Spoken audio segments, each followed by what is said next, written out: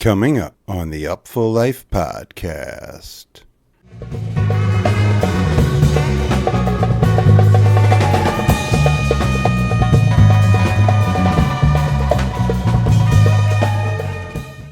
You know, it is challenging to play trance music, which can cause all manners of different reactions. Like we played for a couple of years in the mid 2010 or 2012, around there. We were playing Mamuna festivals, which is a North African Jewish holiday, traditionally that happened around the time of Passover and Ramadan ending. And it was a really cool multicultural event. And at one of the performances we did with Club Delft with Hassan Hakmoun, a woman in the audience, a Moroccan woman, went into trance. And security was all like, "Oh, she's fucked up. She's on something." And fortunately, there was a Moroccan doctor there who said, "No, I'll handle this. I know how to deal with this. She's just trancing." And it's, I try to create a safe container for that kind of experience. How low can you go? What's his name? The glow in the dark nigga. Oh yeah. He be talking a whole lot of nothing. Talking a whole lot of nothing. That's how I got into the P-Funk world. We got into a group called Boot Camp, which was like teens with Bootsy. We would take photos for soul and teen magazines in LA, like Right On magazine. And we got to ride around in limos with Bootsy and P-Funk. We went to the Magic Castle one time with Don Cornelius and all the P-Funk while they were heckling the magicians. Man, they ain't come back for the cocaine. They came back face.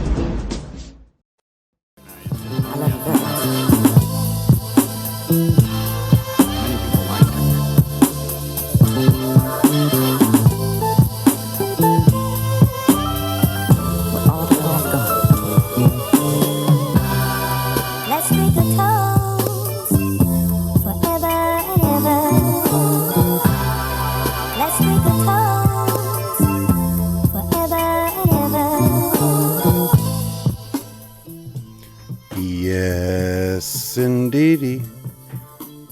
Welcome to the Upful Life podcast. I'm your host, B. Getz, and this is episode number 98, coming at you live and direct from the ViBE Junkie Studios here in Oakland, California. Back from NOLA Jazz Fest and the Golden Road Gathering.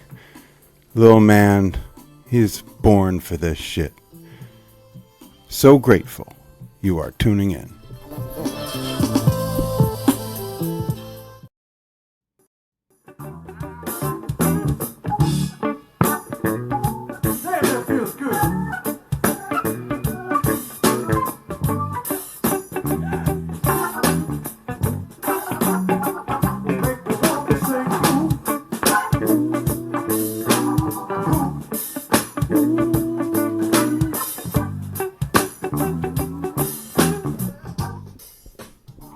Yes, indeedy. Want to shout out the OGs, High Sierra Music Festival, moving to Grass Valley after 30-ish years in Quincy, California. New dawn, new day, new chapter. Still the same traditions, community, and vibes. And we're stoked because this year is shaping up to be a banger in an area I lived for like over half a decade. Gold Country, NorCal, Nevada County. The full lineup is out. July 2nd to 5th, the beloved NorCal institution migrates to the new venue of the Nevada County Fairgrounds in Grass Valley with a traditionally carefully curated roster of pioneers in jam, funk, bluegrass, Americana, alternative, global music, and more. Talking about Steel Pulse, the reggae icons, Sacred Steel supergroup The Word, Don Was and his Pan Detroit Ensemble, and of course the powerhouse Dumpster Funk. We got The Breaks, with Stanton Moore and Eddie Roberts and Robert Walter. We got Lebo and Friends with George Porter Jr., Jay Lane, Jennifer Hartswick, Holly Bowling, and cats like Anders Osborne, young guns like Taper's Choice, and we got Samande, the Legends, Carl Denson's Tiny Universe, of course, the great Judith Hill, the Mayor, Steve Poltz, the Homies, La Special, my boys, The Rumble from New Orleans, Handmade Moments, Anna Moss, so much more. We're talking July 2nd to 5th, 4th of July weekend, as it always is. High Sierra Music Festival, Grass Valley, California. HighSierraMusic.com for information, for tickets. Shout out to Dave Margulies for turning the page and kicking off a bright future for this incredible festival. High Sierra, we'll see you there. From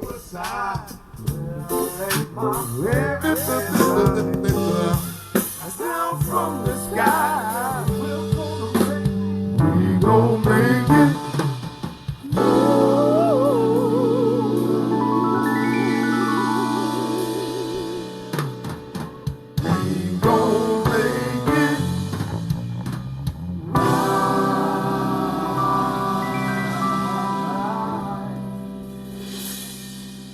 I told y'all we just here. This song is called When I Die.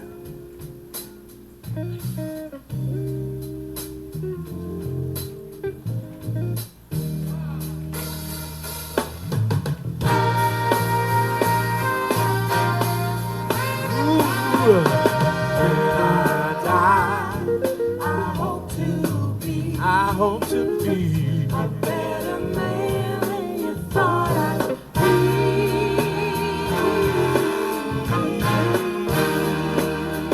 It's been hard. Oh yeah. To make you see what kind of man I'm trying to be.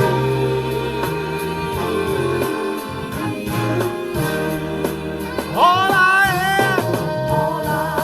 ask for you to try to understand what it means to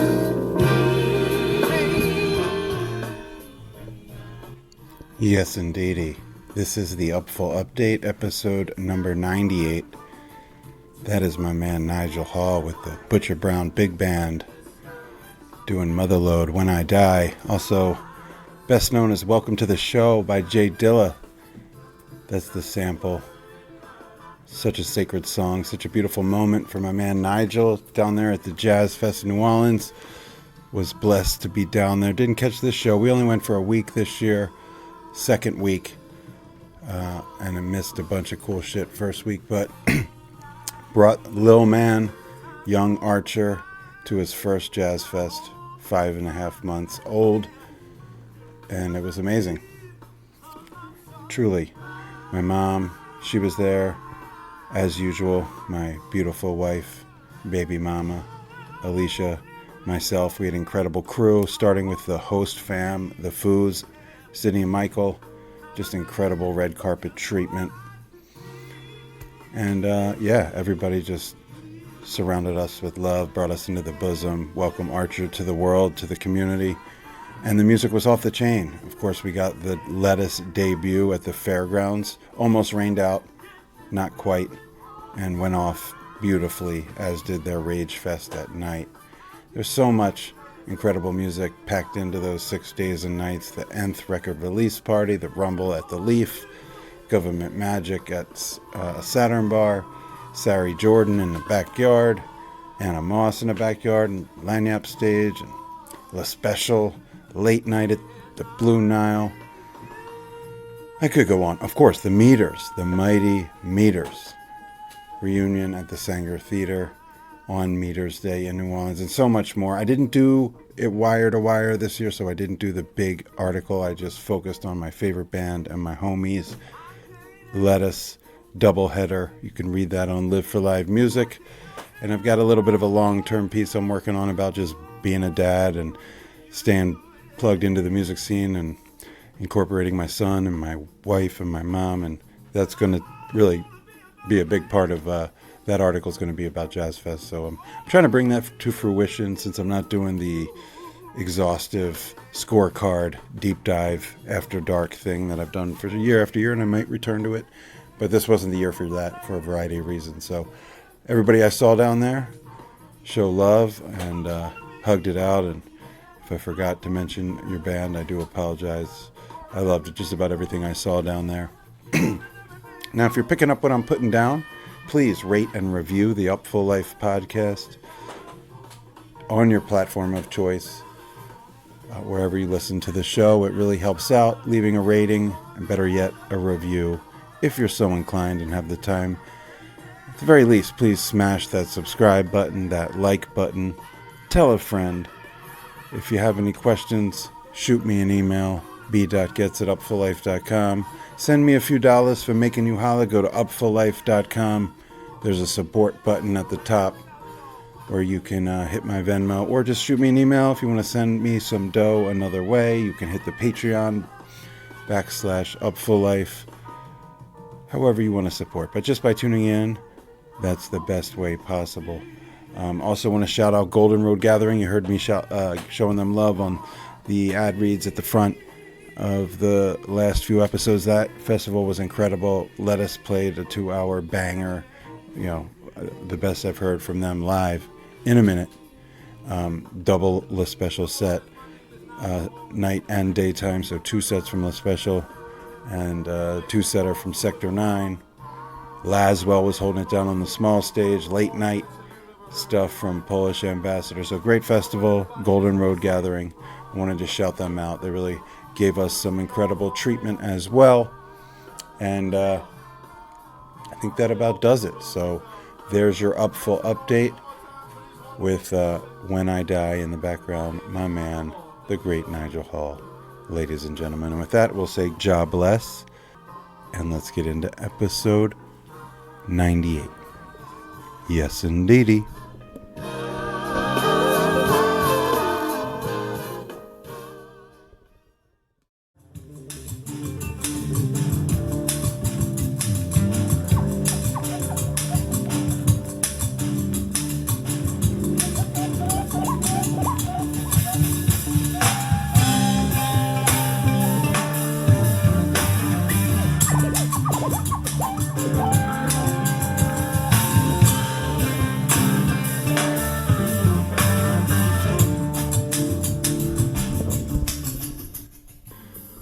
Yes, indeedy.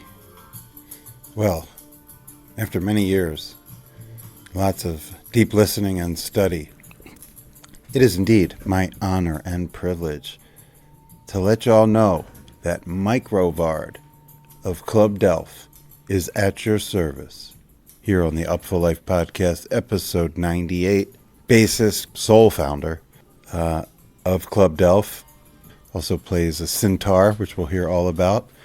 And just a wide-ranging conversation with a visionary musical sorcerer of the highest order. I've been a fan of Club Delph since I got their double disc live album CDs in the mail to review for Jam Bass back in 2002, the As Above double disc. And, that was just the beginning of, 2 decades of my appreciation and enjoyment of Club Delph. I've only seen them live, I think, 3 times over the course of that span, each being remarkably different. I guess 4 times, twice on the most recent Jam Cruise that I went on in 2025. And before that, it had been like Jazz Fest 10 years earlier. And before that, like a Knitting Factory show in the early 2000s. So this is a really deep dive with a brilliant, articulate, verbose, humble, graceful, purposeful, and warm, friendly gentleman. Mike Rivard, first name Mike, last name Rivard, known as Micro, or Mike Rivard, one word. And he's welcomed numerous musicians to this collective, including John Medeski, who you're hearing in the background now, grooving out on a very eclectic interpolation of one of my favorite Fish songs, Sand. And I also hear my son crying in the background. So I'm going to wrap up this intro. Let's hear from the great and knowledgeable and wonderful Micro, Club Delph, at your service. Yes, indeedy.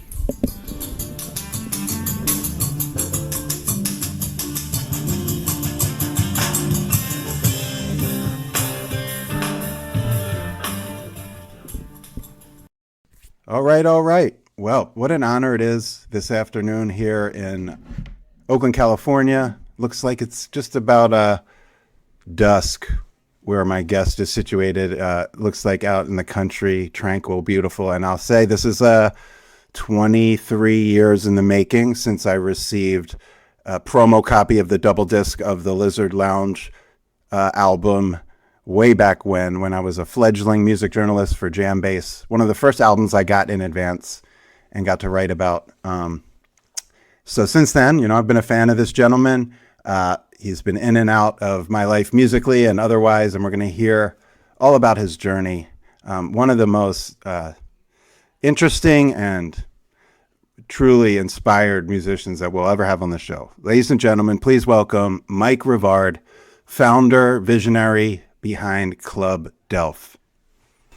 Hey B, thanks for having me on. I don't know if I'll live up to the hype, but I'll do my best. It's not hype, man. I mean, like, the proof is in the pudding, in the music, in the collaborators, and the journey itself. And it checks so many boxes for me personally that I almost feel like I needed to be 97 podcasts in before I could do this one. And at the same time, it's right on time in a variety of ways. So normally this question would be late in the game when we're talking, but because it's the first song on the new album, Bob Weir just passed away. Grateful Dead 60 happened here in our backyard over the summer. There's been a lot of GD on this show and in our lives lately. My favorite band of all time, saw them back when I was a youngster, not as young as when you saw them. So I'm really interested in hearing about how you approached taking on songs like Birdsong, which really seems to lend itself to the Delph thing, and then like a almost protest anthem like New Speedway Boogie. And with that, tell us a little bit about your own connection to the good old Grateful Dead. Well, I was first introduced to the band in 74. I was about 12, and my older sister Patty was a big fan, and she and her I guess you'd call him an old man. They were never married, but they had 2 kids together. He used to work at the Fillmore West and the Fillmore East, and was very familiar with the members of the band. And she would send cassettes to back to the family. I was living in Minnesota with my family at the time, and she was on the East Coast. And she would send cassettes, where they would just, because this was the 70s. That's how we communicated, audio letters. And so she would send cassettes where she would have her children, talking to my mom, their grandmother. And then she would, on the other side of the cassette, she would include some live Grateful Dead for me. And one of the earliest ones was a recording from '72 at I think it was the Springfield Dairy. It was a benefit for Ken Kesey's brother, who had a dairy farm, and it was August '72, and it was just the jam of Dark Star and To Sing Me Back Home, or Dark Star into El Paso and To Sing Me Back Home. And, back in the day, we didn't have no internet. We had limited listening choices. We had the radio, we had whatever records we could scam off of our siblings, and, cassettes that we would record each other's music and listen to that.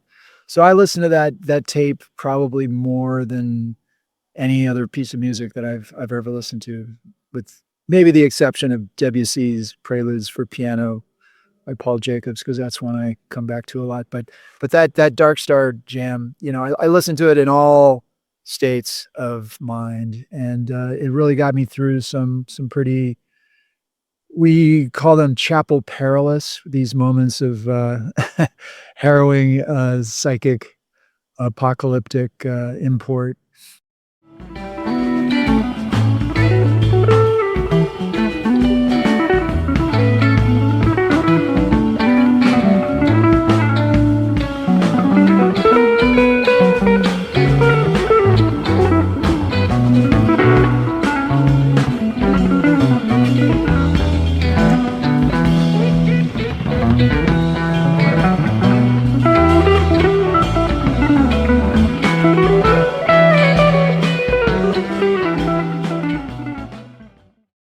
yeah, so I got to know the band through her, and then once I was of age where I could start going to shows, I think the first time I saw them was in '76, and this was all in Minnesota because I was living in the Midwest at this point.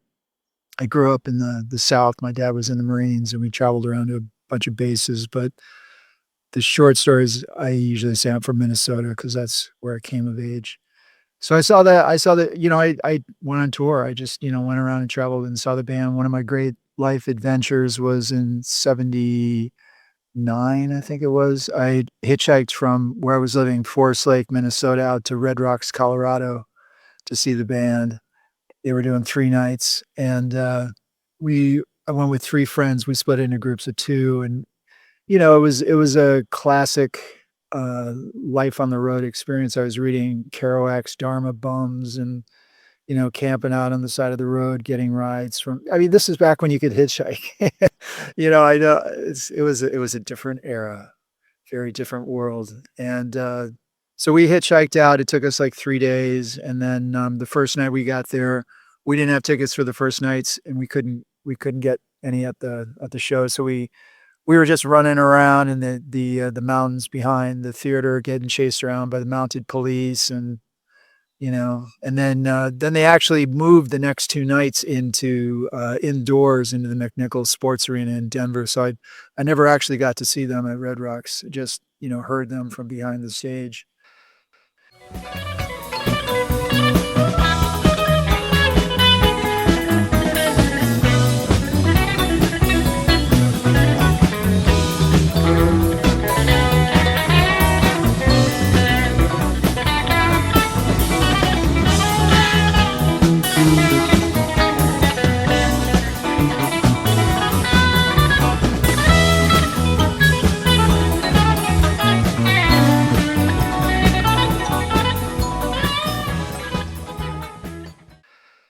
So yeah, so they were a huge influence on me.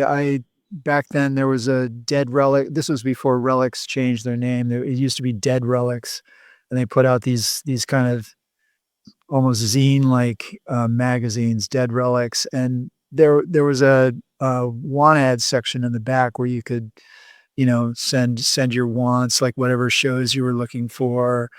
And I guess it wasn't a post at that point. It was an ad, and most of the Deadheads at that point were either West Coast or New York, East Coast. So Forest Lake, Minnesota, kind of stuck out, and everybody was like, "Man, we got to help this brother out." So I just got inundated with tapes from different people, and just really got into the band, and I was playing guitar at that point, transitioning to bass because it was the kind of a typical scenario of band, drummer, 3 guitar players, somebody's got to play the bass.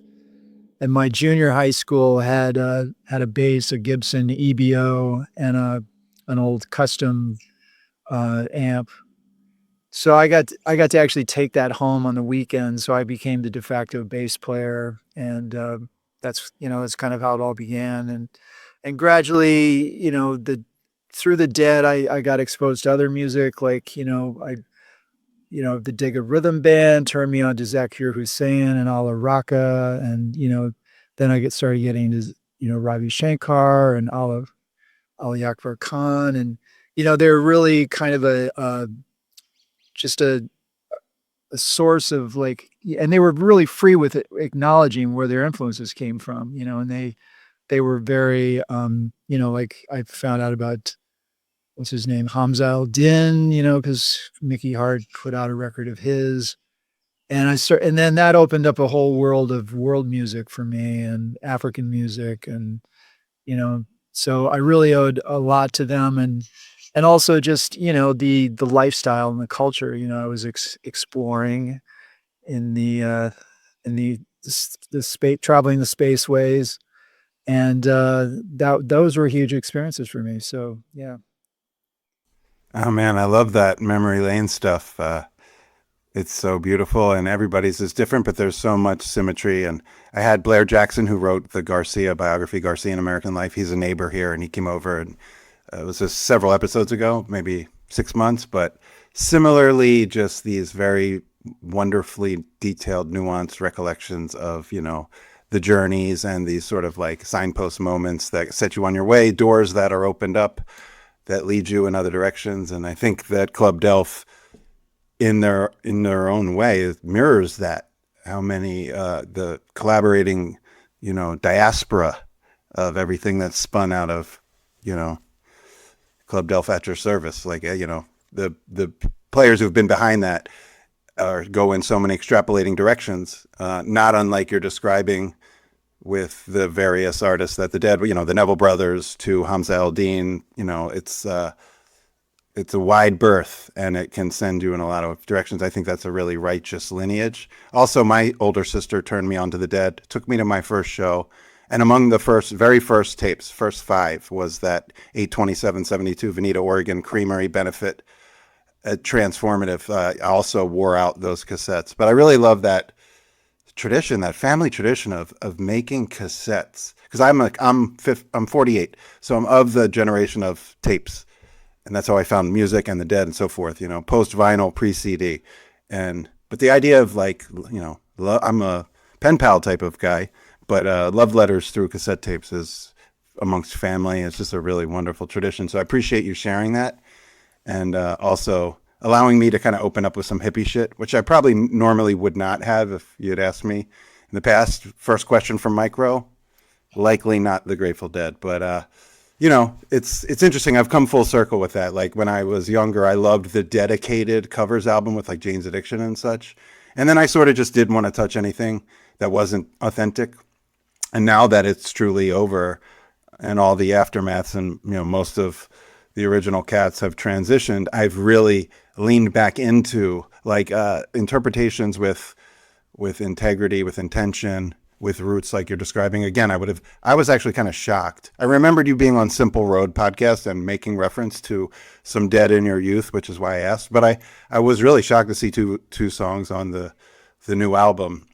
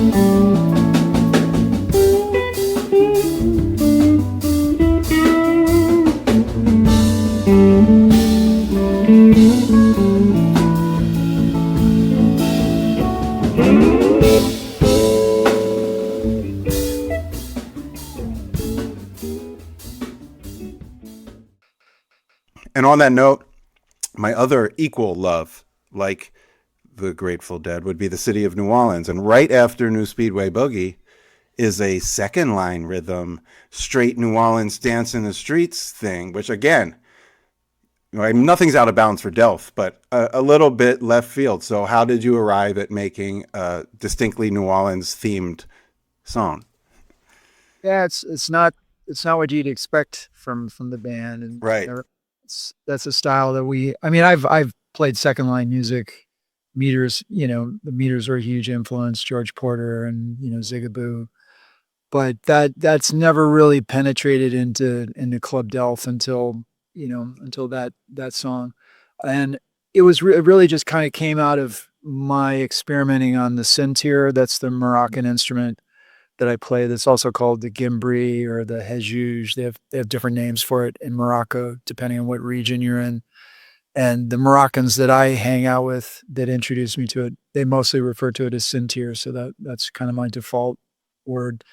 And Brahim Fribgane, who was one of the core members of the band since almost the beginning, who passed away a couple of years ago, he was responsible for getting me my first sintir. He and I met on a gig in New York in '99, and then we hit it off immediately, and he just blew me away with his musicality. I mean, not only was he an incredible oud player, but he was one of the deepest percussionists you'd ever hear. And he played everything, and any instrument, he was one of those guys that could just make music on anything. And so he moved to Boston and joined the band, and we lived together for a while and did a lot of traveling together. And he really schooled the guys in the band on how to play the music, because some of that shit is not well, a lot of it's not easy, but the rhythm, the shabby rhythm, is really kind of a tough one to understand the way that they're hearing it, in Morocco, because the one, where the bar starts is in a very different place than to Western ears you would hear it, And I had to go through this process of literally like brainwashing myself to change where I was hearing the one to where it actually was. And a lot of that was through these long car trips that I would take with Brahim in my old Volvo 240 wagon, which, was a great car because it could fit my upright bass, all of the gear,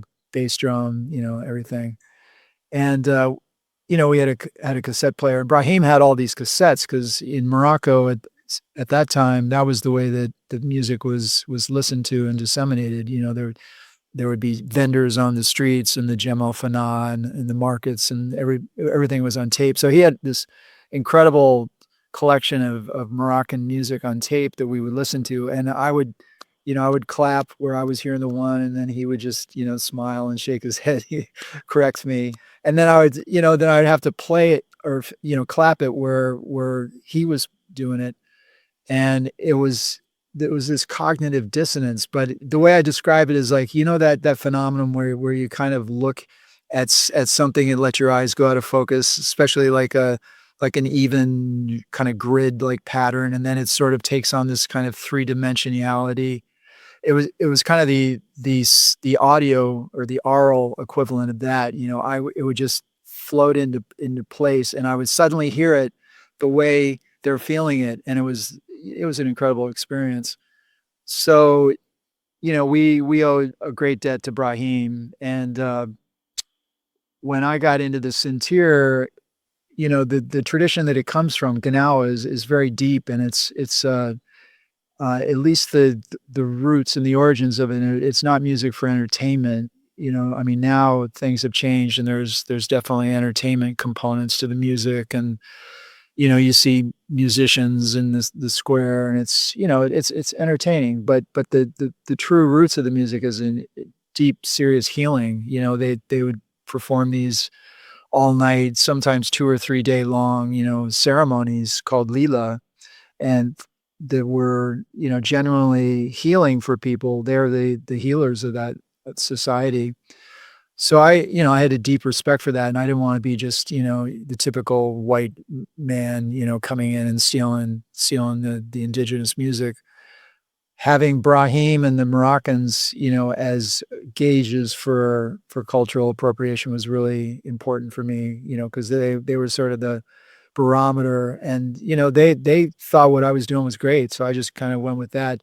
And I knew I wasn't going to be a Gnawa, so my interest wasn't in regurgitating or trying to co-opt the tradition, but you learn from the tradition, learn to play the instrument, and then write my own music, come up with my own stuff, which seemed the way that I could give something back, combine it with all the music I was listening to, because I grew up listening to Black Sabbath, Led Zeppelin, Hendrix, The Dead, just kind of Midwestern rock stuff. And, so combining that with the tradition and trying out different rhythms. And I just, started playing a second line groove, and then it just kind of grew into that song, brought it into the band. We play the songs in so many different situations with different lineups, because as you're probably aware, the band is basically a collective, and on any given night, you'll see a different lineup. So we've tried that song over the years with a bunch of different lineups, and the one that it kind of coalesced that did most of the record is the lineup featuring Duke Levine on guitar and Kevin Barry on lap steel, Paul Schulteis on keyboards, and Dean Johnson on drums. And yeah, that song just kind of came together, and it's now one of the, I think it's one of the more popular songs in the live show that we do. You know, people tend to like that one.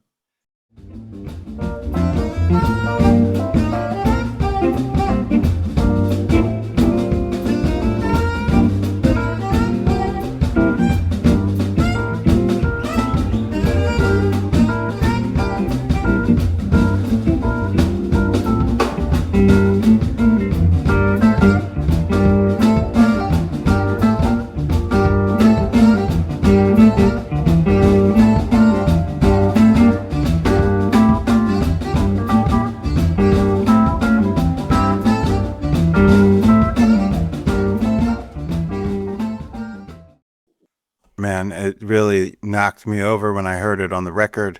And yeah, New Orleans is my favorite place on earth.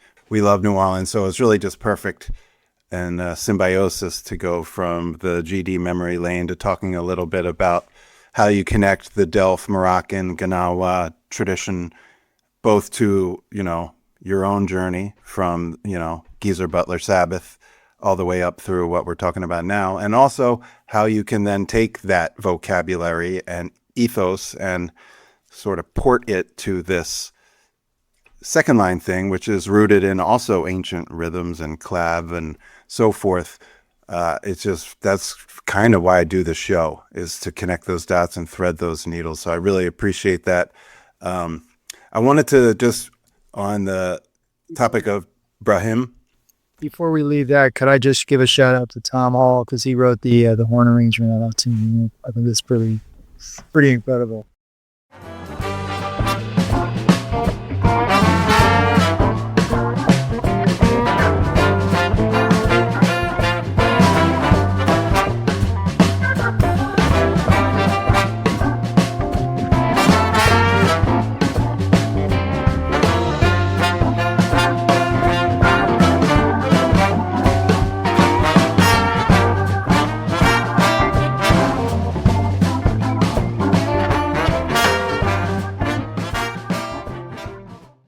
hell yeah, it's great. It's an earworm horn, so for sure. Shout out Tom. And yeah, I know you mentioned Brahim Fribgane. Is that how you pronounce it? Fribgane, okay. And I understand he passed away. I remember on social, the touching tributes, and like I said, I've been seeing his name on the credits on your records and seen you perform with him a few times. And I know you told this story on another show. I didn't hear the show, but I read it in your newsletter. But my other favorite band besides the Grateful Dead is Lettuce. It's a big Lettuce house, especially Deitch. And I remember Deitch went on a tour overseas with you, but I didn't really know the gist of it until I read your recent newsletter, Substack. So if you wouldn't mind, just on the topic of Brahim and yesteryear, would you tell a version of that Japan story with Deitch? Yeah, so you got that first album we put out, As Above, Live at the Lizard Lounge. So that came out in 2000, and at that point we were basically only playing at the Lizard Lounge or, some loft parties in Boston, some occasional out of town gigs. We play in Providence. Then in 2001 2000 I think was the first time we played in New York at the Knitting Factory. And then John Medeski was early involved in the band. He's kind of been an unofficial member over the years.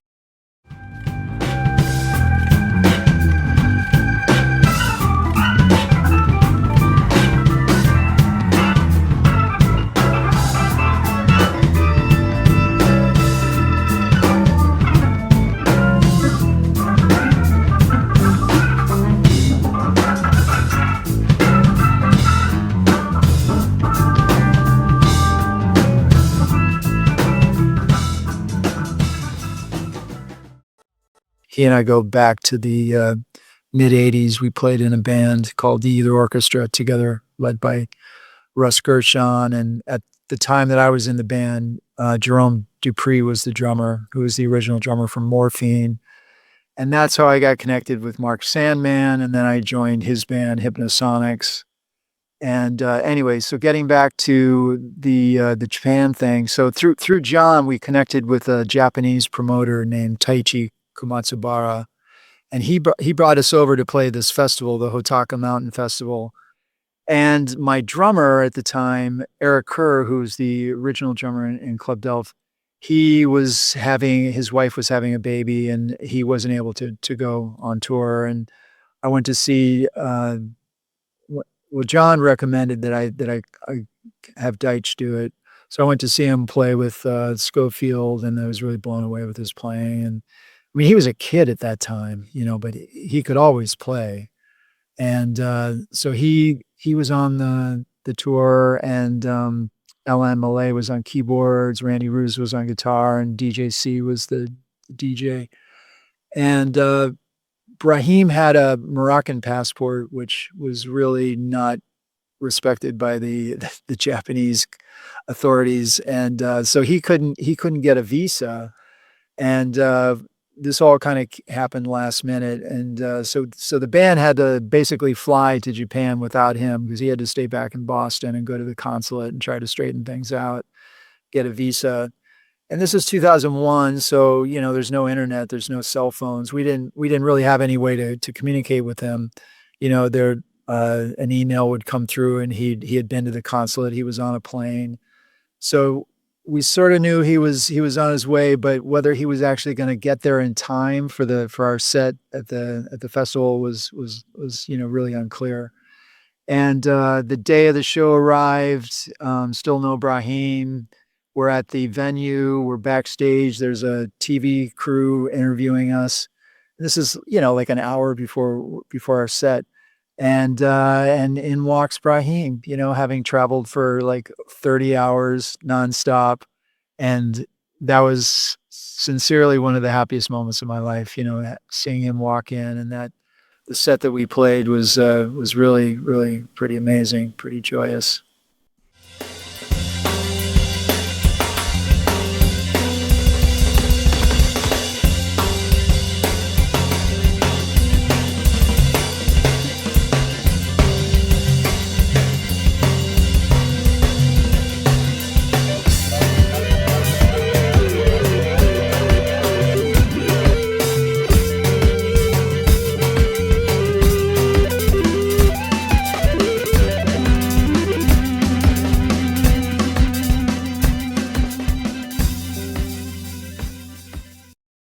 I appreciate you revisiting that, the fact that Adam jumped on. I remember the Uber Jam days with Sco, and that was right around the time I first heard Delph. I want to talk about Medeski, of course, but you mentioned Mark Sandman. I know he's obviously super revered, rest in peace, and Morphine was, renowned, and certainly the legacy rings out. But he, in a roundabout way, is kind of responsible for Delph, if I understand, because you had another project with him, which he wouldn't make time for, and maybe out of exasperation, you dreamt up this other thing. Am I understanding that correct? Yeah, so I was in his side project. He called it his secret band, Hypnosonics.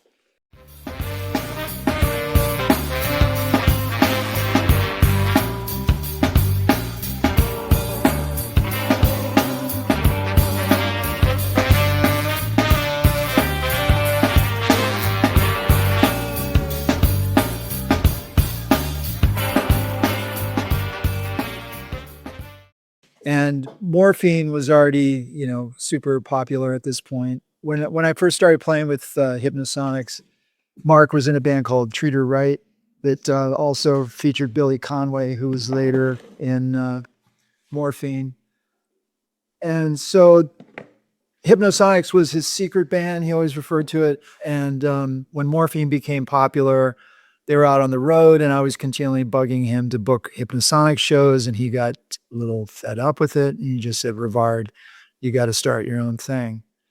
So a friend of ours, Billy Beard, was booking this new venue in Cambridge called the Lizard Lounge.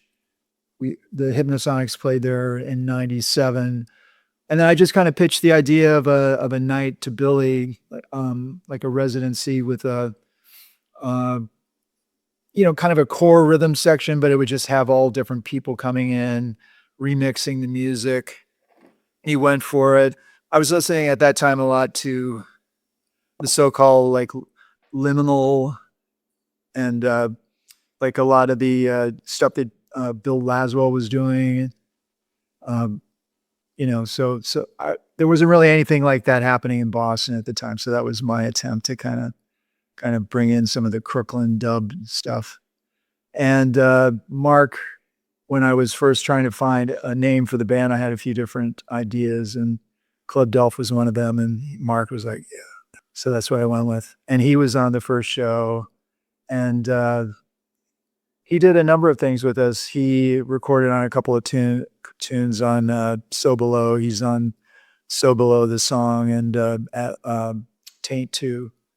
And he was he's a dear friend and really huge inspiration to me musically, as well as, just being a kind of a mentor. I can only remember the name that's not the name. Name was all the key.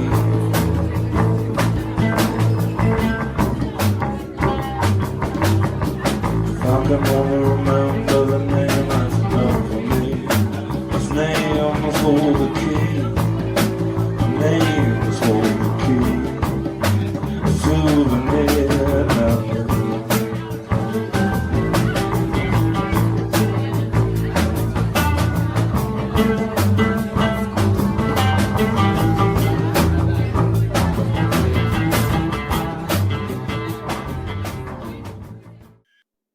Right on. Yeah, I appreciate some of the history there. And yeah, I've heard you mention a number of these cats, especially Mark, the residency at the Lizard Lounge, which not only gave us As Above, but kind of like planted the Delph flag for like 20 years, give or take, really till the pandemic-ish, where, you all went on and did a million different things with a million different folks, but always would kind of come back and create and had that core spot. And I think about the just abundance of stuff that came out of Boston and Berkeley, again, diaspora like Soul Live and Lettuce and Nikki Glaspie and Club Delph, and so much music that's been such a huge part of my life. So the fact that you're a little older than that generation, but you trace the same roots. And that brings me to Rourke. Jeff, not only, he's the first interview I ever did. It was a print interview around 2002. He was touring with Soul Live. So we're going to break it down a little bit right now and do something off the Doing Something album. Yeah. And to help us out, we're going to bring up, you saw him earlier spinning on the 1 and 2's Wheels of Steel. On the turntable, let's give it up for Mr. Rourke.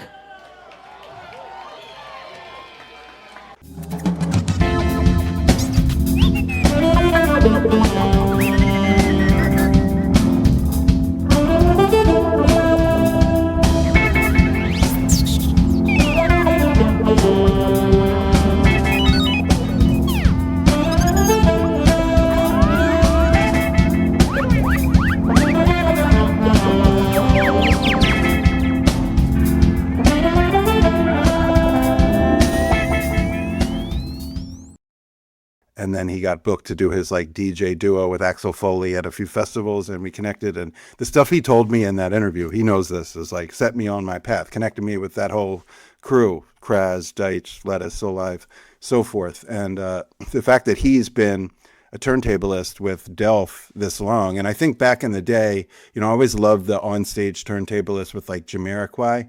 But by the time the new metal scene happened, and you had like Incubus and Limp Bizkit, I think the onstage and Linkin Park, the onstage turntablist kind of became more of like a mascot or a gimmick and less integral to the music.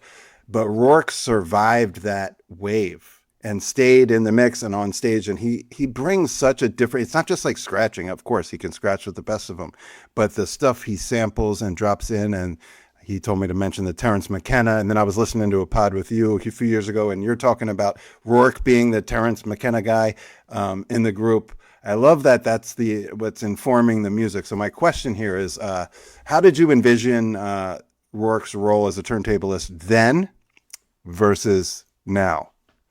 Well, I mean, I'd seen him with Fatbag, his band with Deitch and Schmeens. Ladies and gentlemen, all the way from Boston, here are Fatbag.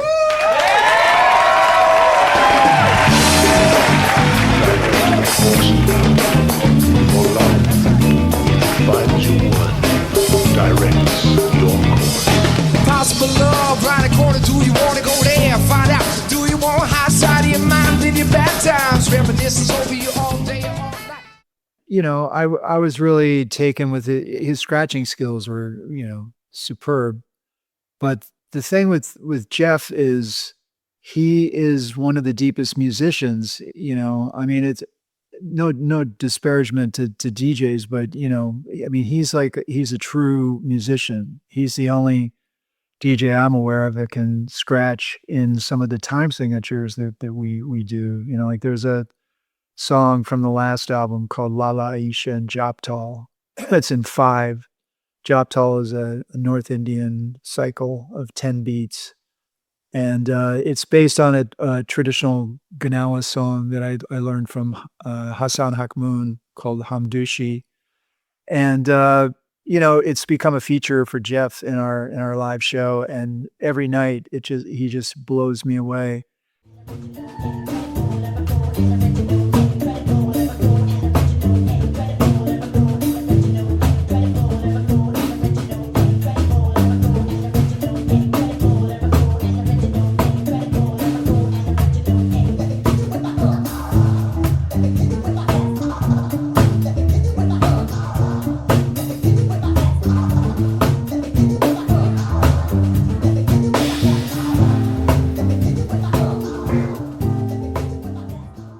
And he has great ears. Like he can pitch everything into the key that we're in. His rhythmic sensibility is par none.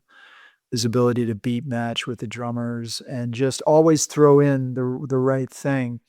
You know, the way that we work in the studio is, at least for the last couple of records, is the band will record live, you know, together.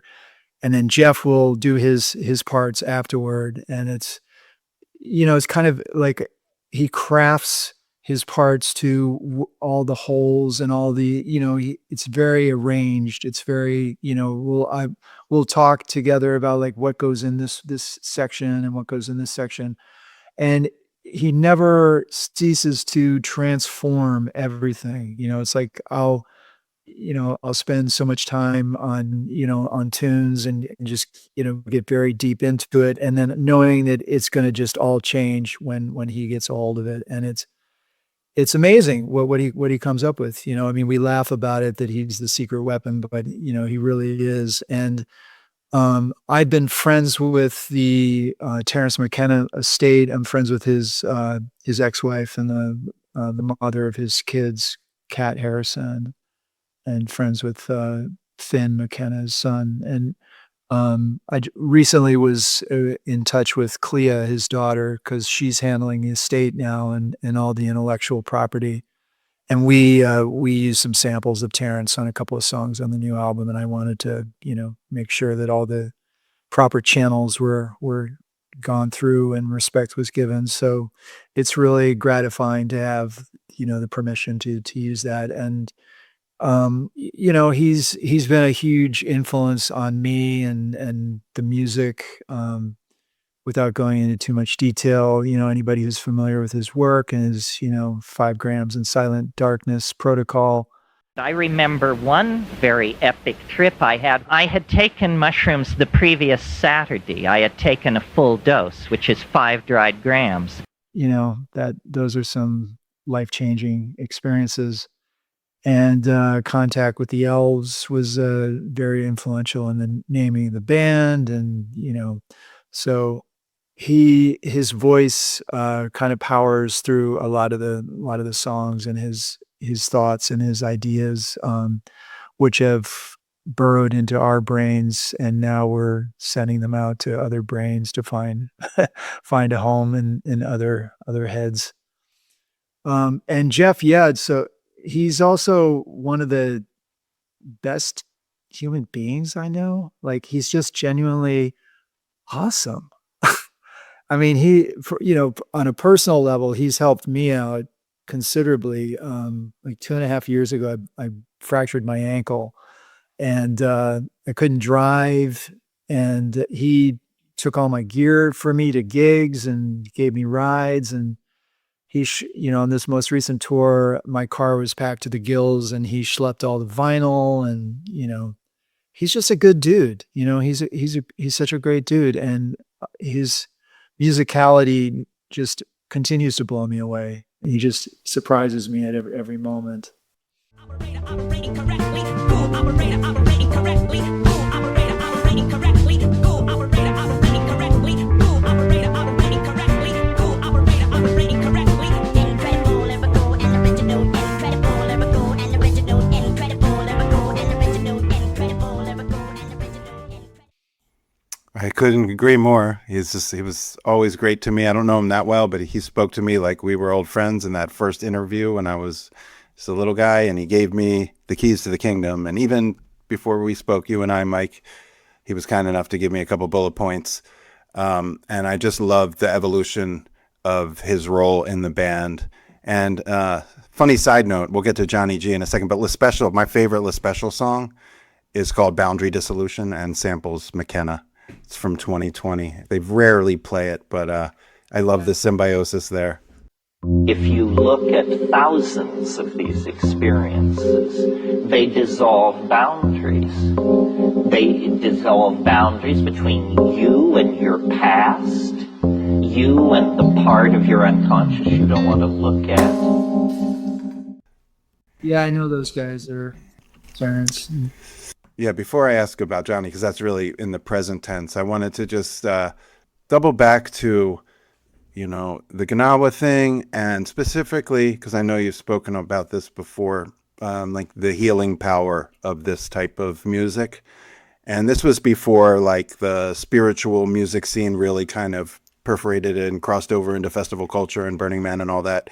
You guys were doing it before it was cool, before, plant medicines became nouveau. And not to take anything away from them, I'm a firm proponent, but, they had sort of a moment well after, your music and your lived experience began with that. So I know there's certain karmic spiritual, NDAs, not to disclose, but I'm just curious, the roots of your music and its sort of connection to plant medicine, South America, Icaros, wherever you want to take it, because that was something, once I kind of learned about that stuff and made that connection, it really just was like pinged me in so many ways. And I want to hear it from your lived experience, if you're comfortable talking about it.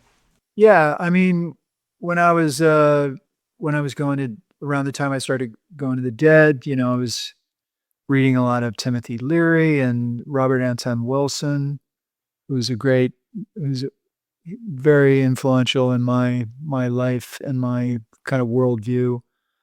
And I got interested in, exploring all the avenues of the mind. I was very into dream work and lucid dreaming. And one thing led to another, and I got into plant medicines. My experience was mostly on my own. Going to Dead shows, I would be elevated. And that was a beautiful experience to experience the kind of group energy. But my deepest travels were alone in the woods, and that's where a lot of the music kind of grew from. I had a very powerful experience in '97 that kind of set me on the road to Club Delph. I moved to Boston in '81 to go to Berkeley.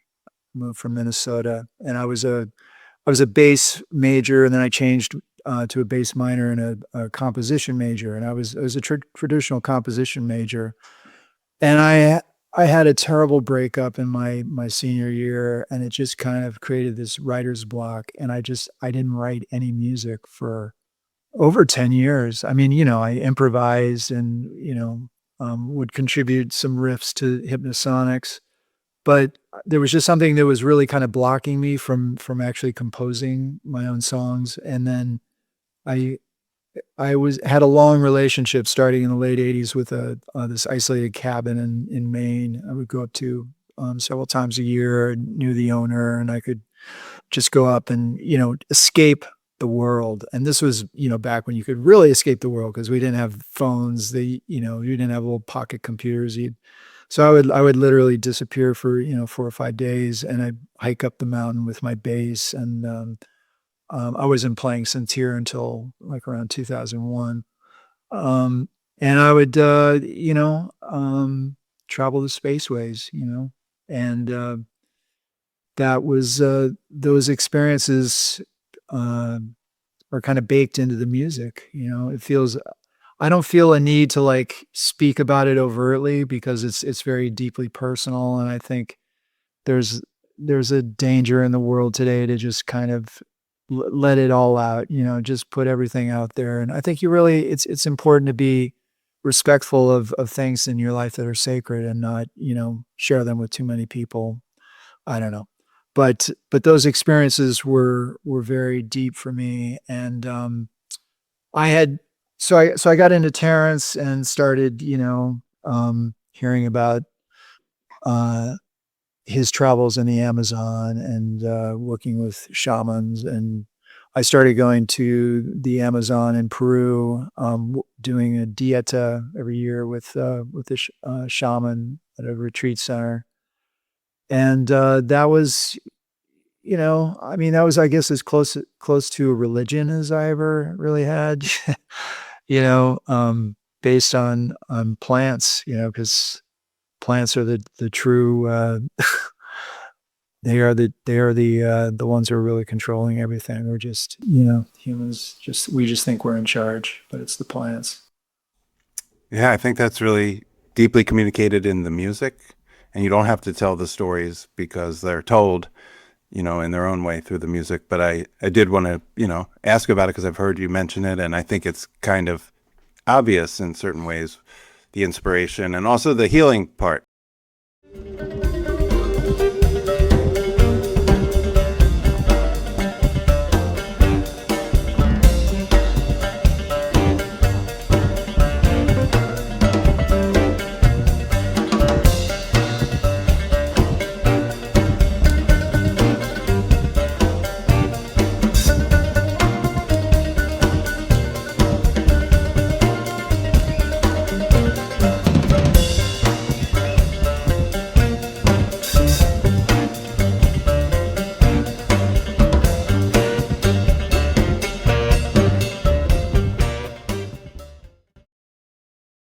Brought a kind of a trance-like tantric healing music to people who are, like you said early in our conversation about being entertained versus like a sort of patient journey with music, and balancing that, especially in the social media, TikTok, short attention span. But even before that, it's a big ask, and a Club Delph live experience or listening experience is an investment, not just of your time, but of your consciousness.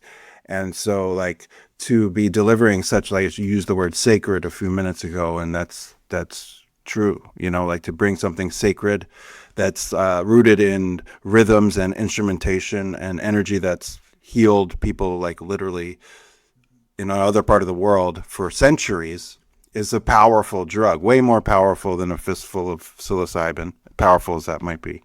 And so I just think, like, being able to somehow compartmentalize or like distill that and then bring it on a jam cruise, or I saw you play with Schmeens at Jazz Fest. I've seen you play at the Knitting Factory a lifetime ago. Those are spaces that are in essence counterintuitive to the expansiveness and liberation contained within this music. And so how do you approach bringing it into a nightclub, bringing it to a festival with a bunch of spun kids, this very sacred and intentional thing?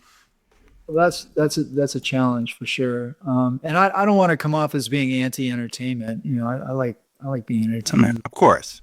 Yeah.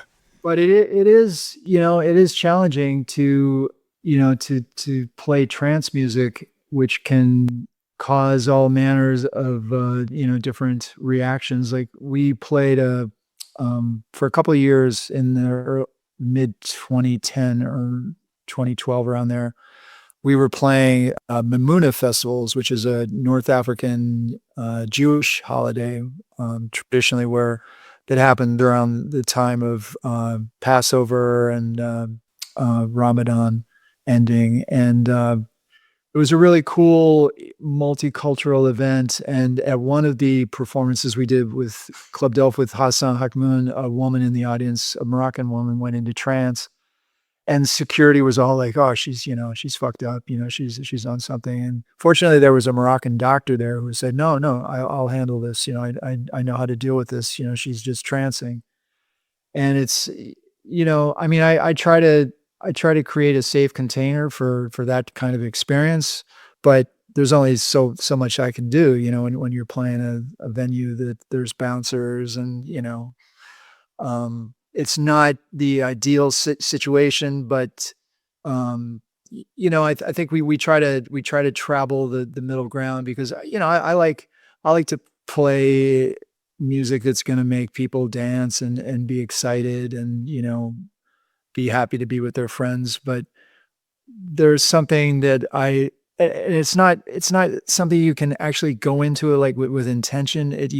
You can't create healing. I don't know. I mean, I can't. I mean, I can try to create a space for that to happen, but I can't say that this is going to happen to you. We just create the potential for experiences like that to happen. This music that we're so influenced by, Gnawa, is it's all healing music. And I actually had a experience healing myself with the music. The last time I was in the jungle in 2015, I developed a pulmonary embolism while I was in isolation and working with these powerful plant medicines, and I had no idea what was going on. And I kind of imprinted this trauma and this terror. I had PTSD when I came back, and I went through several years of serious clinical depression. And what really helped me come out of it was focusing on the sintir in a way that I hadn't before. Like I went in and learned note for note different performances by some of the malams. They're the masters in Gnawa music, including Mahmoud Guinea, who I had met in 2009 when I was in Morocco with an organization, the University of the Middle East. They initiated a sister city partnership between Somerville, Massachusetts, where I was living, and Tiznit, Morocco. So that was where I got to go and meet Mahmoud Guinea, and he taught me the song Zid Al Mal, which then became a Club Delft standard.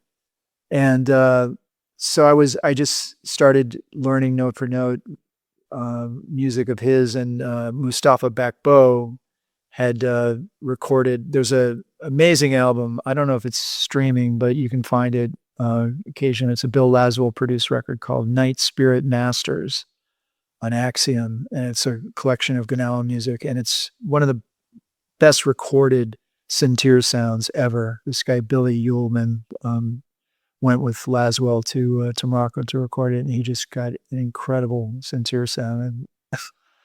And I dream about getting that sound.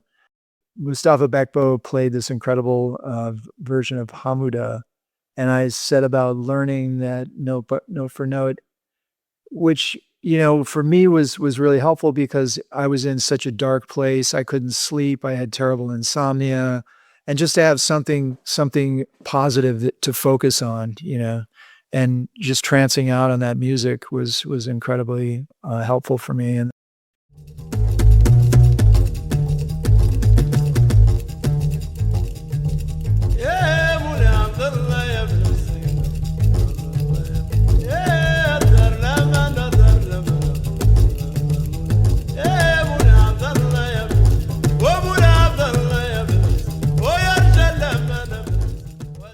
eventually, I did 6 sessions of ketamine infusion therapy, which kind of rebooted my nervous system. And together with the Gnawa, I was a new man.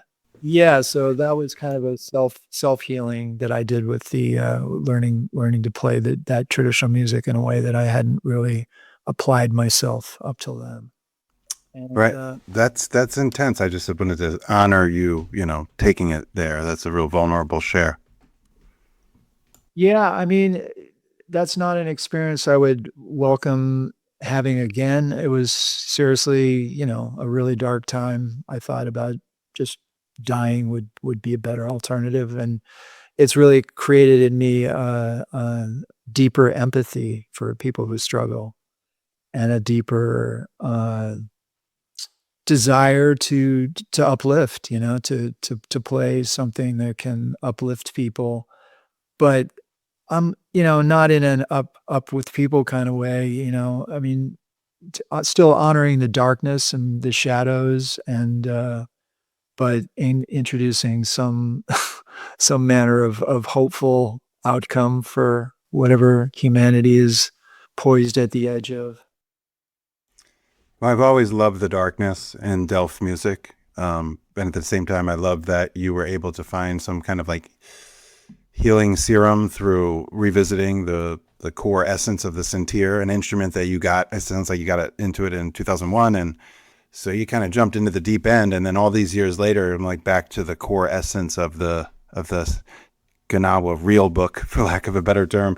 And then having that play a role so important to your healing. And then that's ancient stuff. That's stuff that you can trace back generations, filial traditions, families, geography, etc. But then the therapy, the ketamine thing is very of the now. It's important to hear that the musicians also struggle and go through stuff, and it's not all just, rainbows and unicorns being a working musician.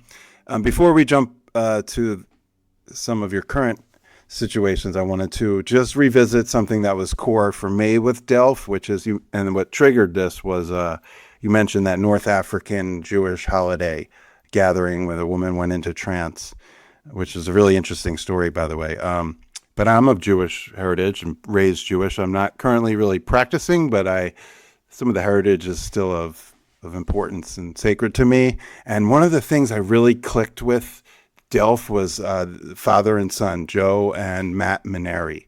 And they had like Yiddish stuff in their vocab. And my house spoke a bit of Yiddish, my grandparents, my father, and those melodies and that klezmer adjacent Eastern European thing.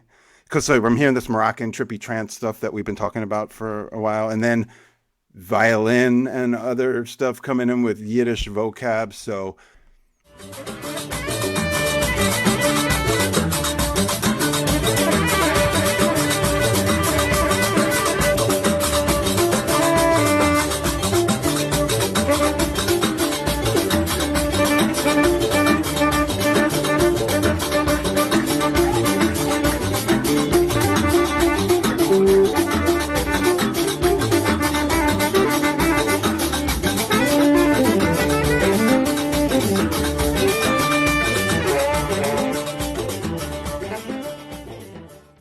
talk a little bit about the father-son. I remember Matt better than I remember Joe, but I know they were both involved in some capacity back in the day.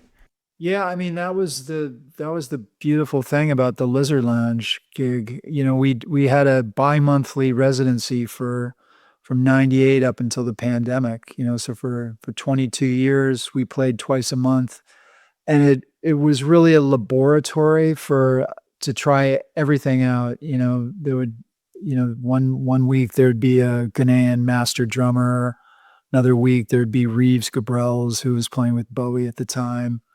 And Matt and I went back to the mid 80s. We were both in a band. I still play with the band. It's called Natraj. It's kind of a North Indian classical meets jazz kind of thing.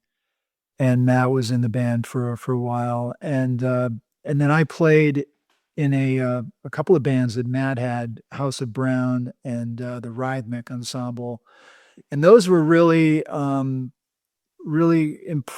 important for the creation of Delft. Like that's where I first met Eric Kerr, because he played drums in Matt's band, House of Brown, and I was just blown away with Eric. Had this sound where he could swing and play with the groove of like Clyde Stubblefield, but be free like Sonny Murray. And, I mean, it was just incredible what he could do.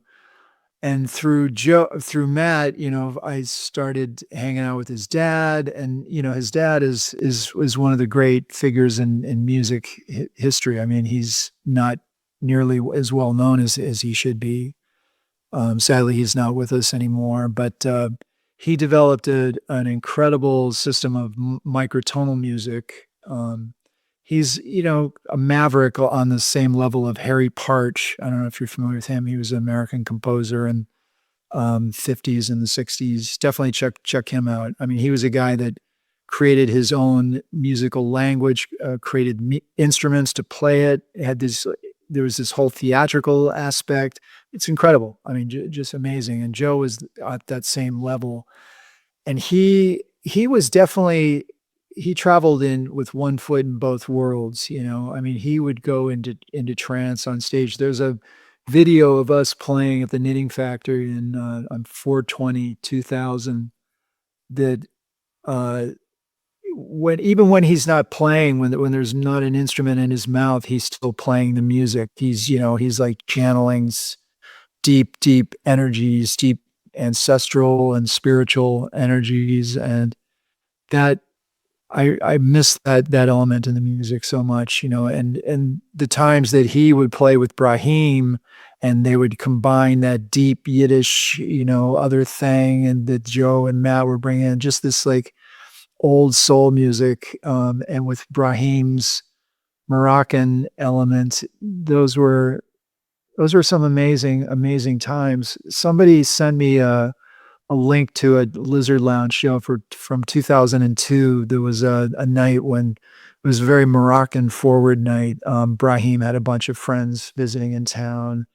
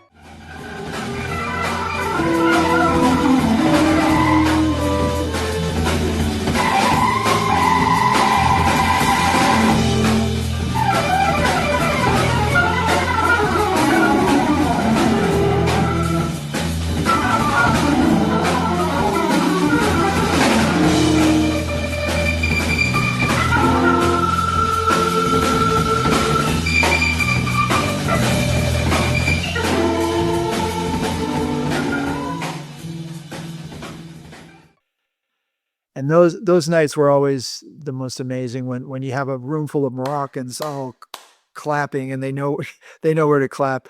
The energy is just, forget about it. It's crazy. And this show, oh my God, it was so great. And Joe wasn't on that one, but we had some nights with Joe and Nat, and Dave Tronzo played with us a lot in that era. And Dave, is another one of those guys that's a maverick of enormous proportions, and he's sadly not nearly as well known as he should be. By his own design, he just doesn't really give a shit about the music world. He does what he does, and I don't think there's even any of his music that's available streaming.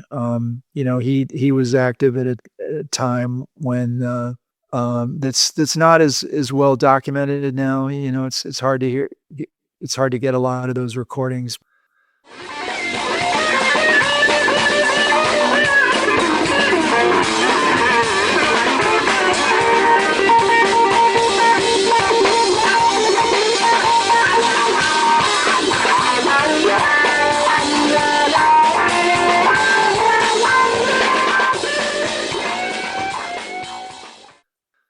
The shows that we did with Tronzo and Joe and Mat, that was some magic elixir right there. Incredible. I don't know if you were with the Lizard for any of those, but those were some incredible mics. No, unfortunately, I only know them from the recordings that circulate. Just about everybody you just named is on As Above in some capacity. I only know Tronzo and the Maneris from their affiliation with Delph. I mean, I just love that you just took us through all that. And Yeah, sure. I just want to backtrack for just a minute. oh, please do. Recommend your listeners check out the band Spanish Fly with Tronzo, Steve Bernstein, and Marcus Rojas. Ben Porowski, great drummer, plays with them sometimes. That was where I first heard Tronzo. The first time I actually played at the Knitting Factory was with Hypnosonics in '97. It was the only time that band ever traveled out of Massachusetts. And then the bill was Mark Ribard, Spanish Fly, and Hypnosonics, and Tronzo was just crushing it. And Spanish Fly is you can definitely check out some of their stuff. So I recommend people check out Spanish Fly and through that Dave Tronzo, because he's one of the greatest musicians you'll ever hear.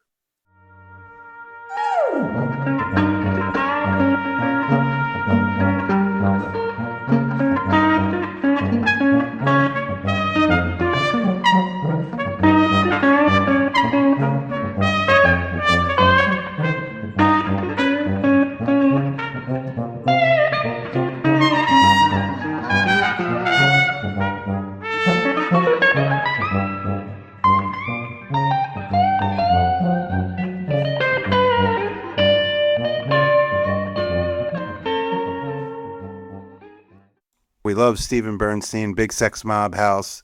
He's been playing down at Jazz Fest with all my faves for years. And he also brings a little bit of that, more than a little of that Yiddish vocab to his thing too. We love Stephen Bernstein. Jonny G, Le Special. I mentioned it before. Johnny came into my life in 2020. I'd known about the band for a while, but it was their album Ancient Homies, and we developed a connection. He's been on the show. I've learned a great deal from him. I find him to be among the most inspired and brilliant musicians of his generation, which is somewhere a little bit younger than me, a lot younger than you. And not just through Le Special, but his production and electronic stuff and DJ stuff and folk music and his eagerness to plunge the depths of everything fearlessly. So my question is, how does Jonny G get on micro radar, and how'd you bring him into the fold? Because he could basically be some of y'all's kid, if not grandson. And yet I saw him slide in and Jam Cruise play 2 sets with you guys, along with Skerrick and Will Bernard, titans of our little universe. And he hung tough. So where does Jonny G come in the mix?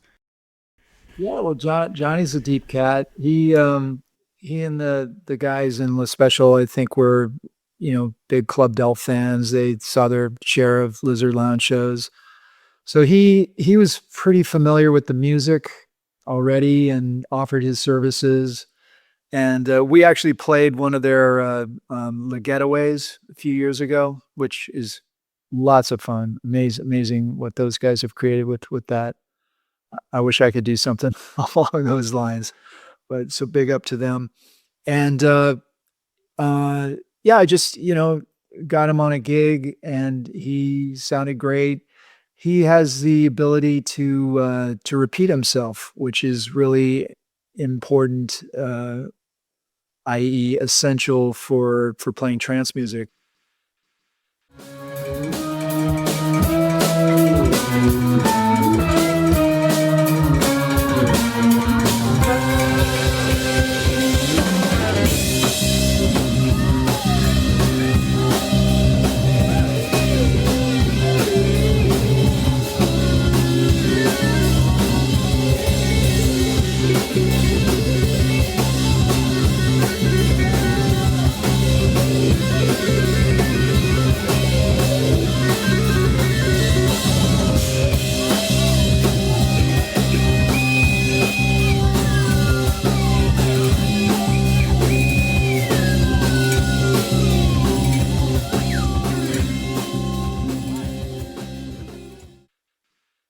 There's this tendency that musicians fall into to play fills, especially at the end of a 4-bar phrase or an 8-bar or any four multiple phrase. And trance music happens when you don't do that.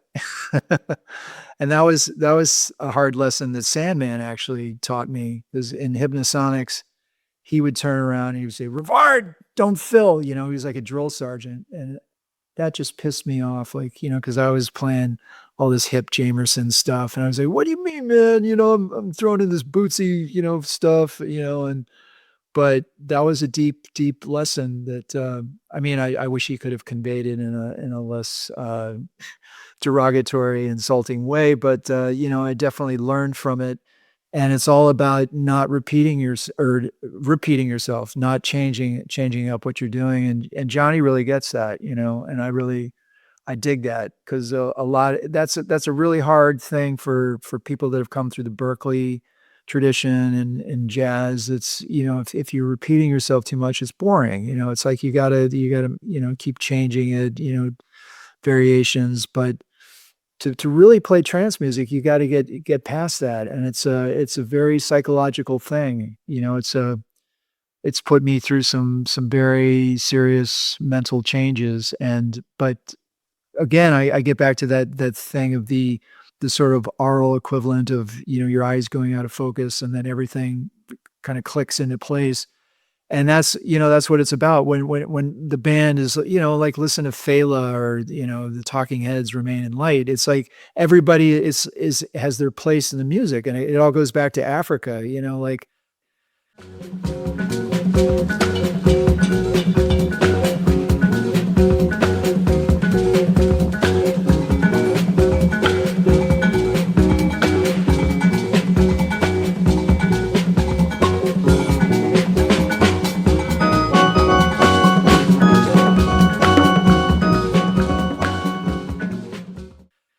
When I was at Berkeley, I took classes with Joe Galeota. He had an African drum ensemble, and we played Ghanaian traditional music by the Ewe people and the Dagamba.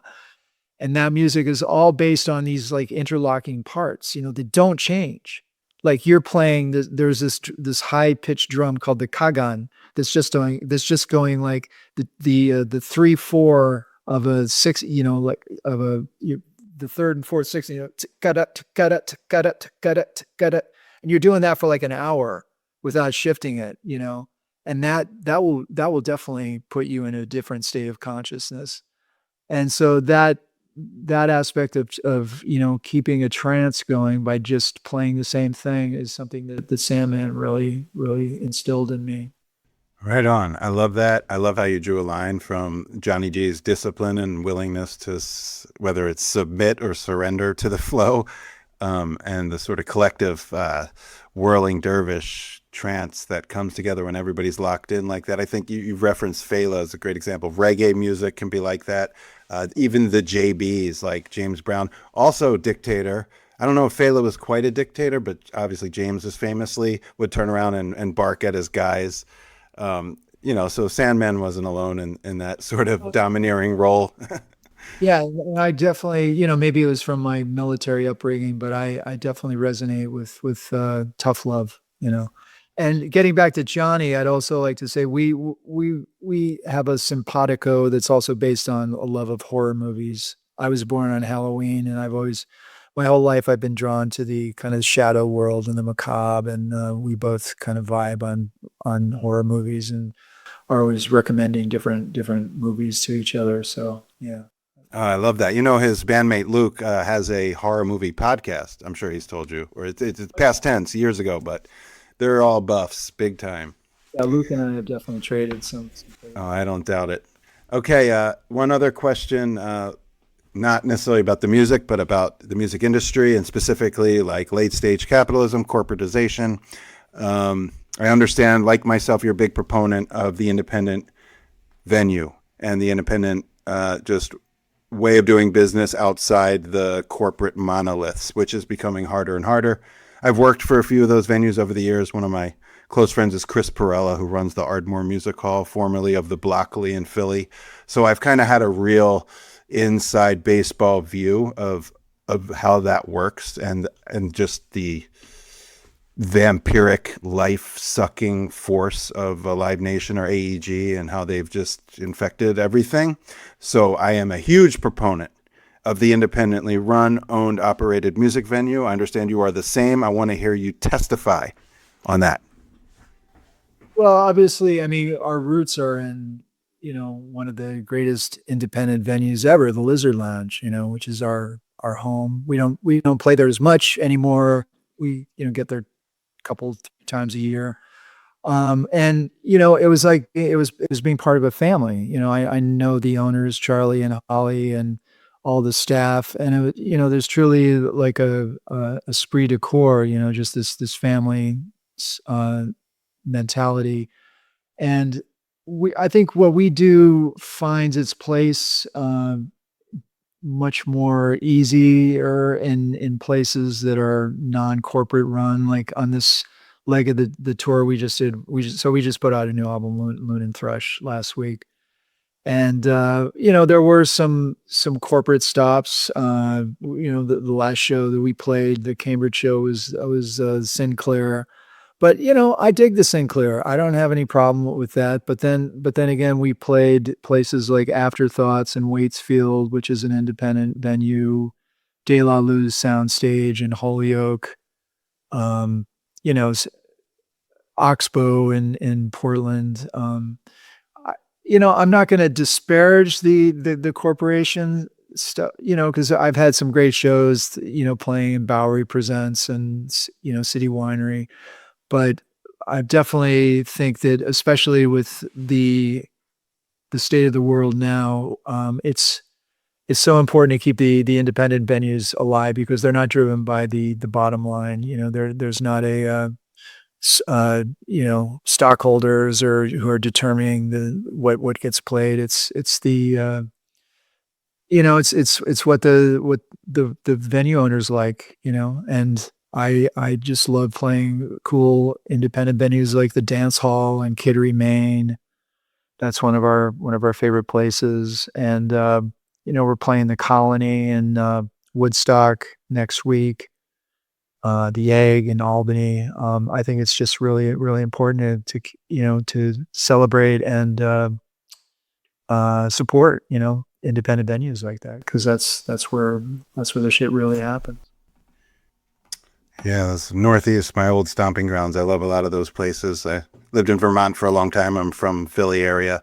So, yeah, man, it's good to hear that a number of those are still alive and kicking. You mentioned Maine, and if you don't mind, you played there the other night. Ryan Zoidis from Lettuce, also a Berkeley guy. How was that show? And if you wouldn't mind talking about just what it's like to bring, because Medeski's played with you a million times. I know Ryan. It's not Ryan's first time, but probably first time in a while.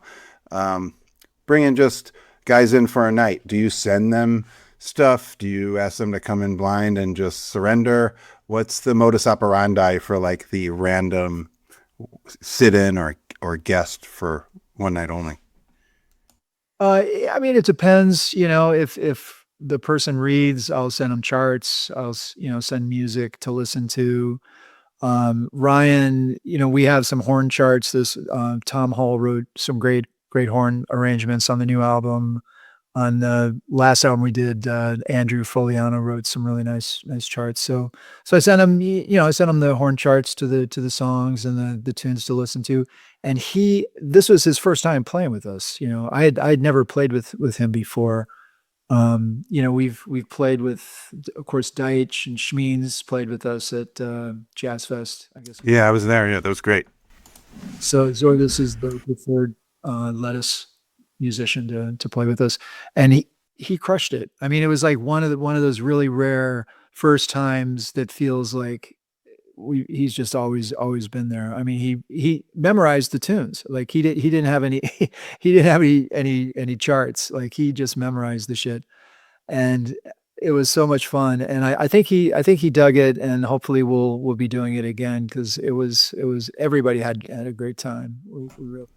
I would love to see that. I'm happy to hear it went well. My buddy who went to the show said it was a great crowd, turnout, great show. Did he bring, I'm sure he brought a soprano. Did he bring the X911, the synth? No, he didn't bring the synth, but Okay. He mostly played alto and soprano, and just crushed it on both. I think there's some recordings up. There were a number of tapers in the audience, so that I think they're up now, like on Archive or wherever.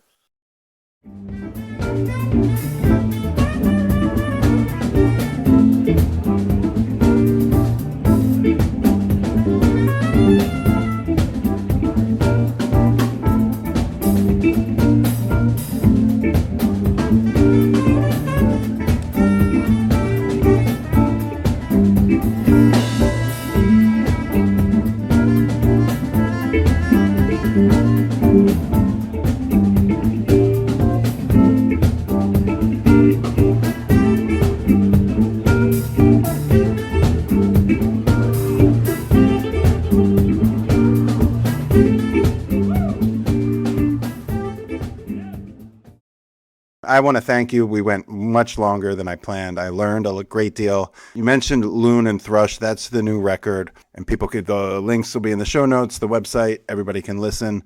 One parting shot is, will you ever come out to the West Coast? Can we ever hope to see Club Delph because the consciousness out here would just between, like, I know you guys did Sufi stuff. There's a big Sufi community adjacent to the Burning Man community. All this trance stuff would really slide in nicely with a lot of the sort of like spiritual dance music that's very popular out here.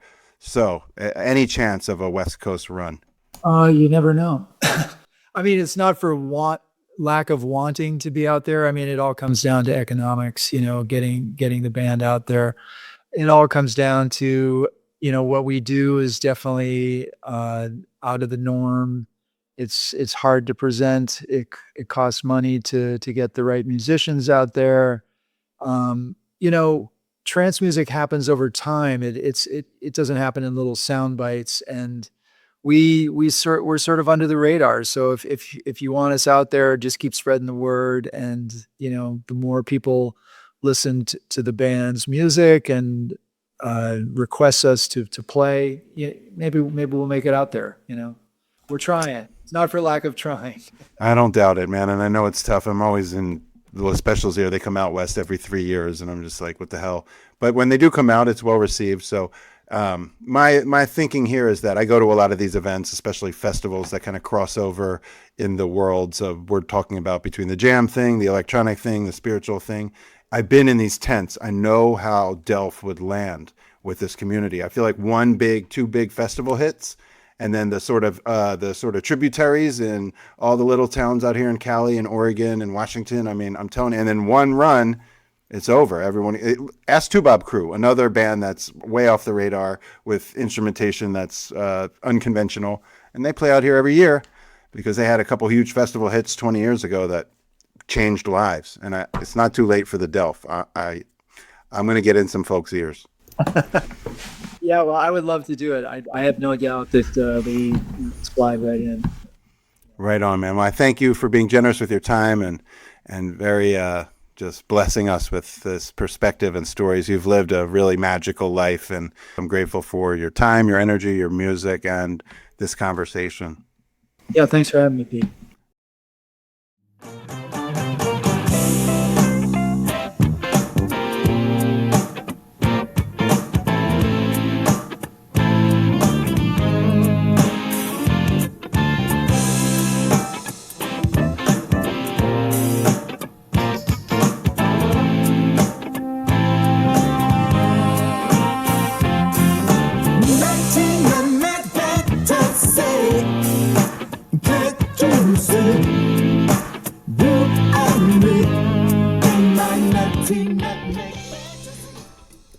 Yes, indeedy. Thank you to Micro, Club Delph, at your service. That was so dope. And moving on, we got another bass player in the mix, another underground legend, another cat who's been all over the place and played with all kinds of folks. I want to shout out first the cat that put this on my radar, and that's Kevin Calabro from Royal Potato Family. Kevin and I go way back when I was working with Jam Bass.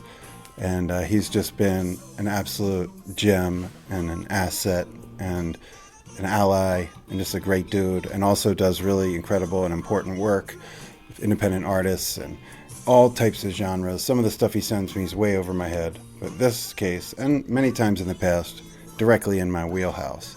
I didn't even realize how much until I did this project and this interview. And that is with none other than Lonnie Marshall, founder of Weapon of Choice, bassist, vocalist, MC. He's all kinds of things. He directed a video that just came out with the remix of Nutty Nutmeg Fantasy, which is an old school track from his group Weapon of Choice, who were underground heroes on the funk alt scene in Los Angeles, peers with early Chili's and Fishbone, and kind of comes from the P-Funk family tree, but also distinctly like an LA hip-hop skate thing too.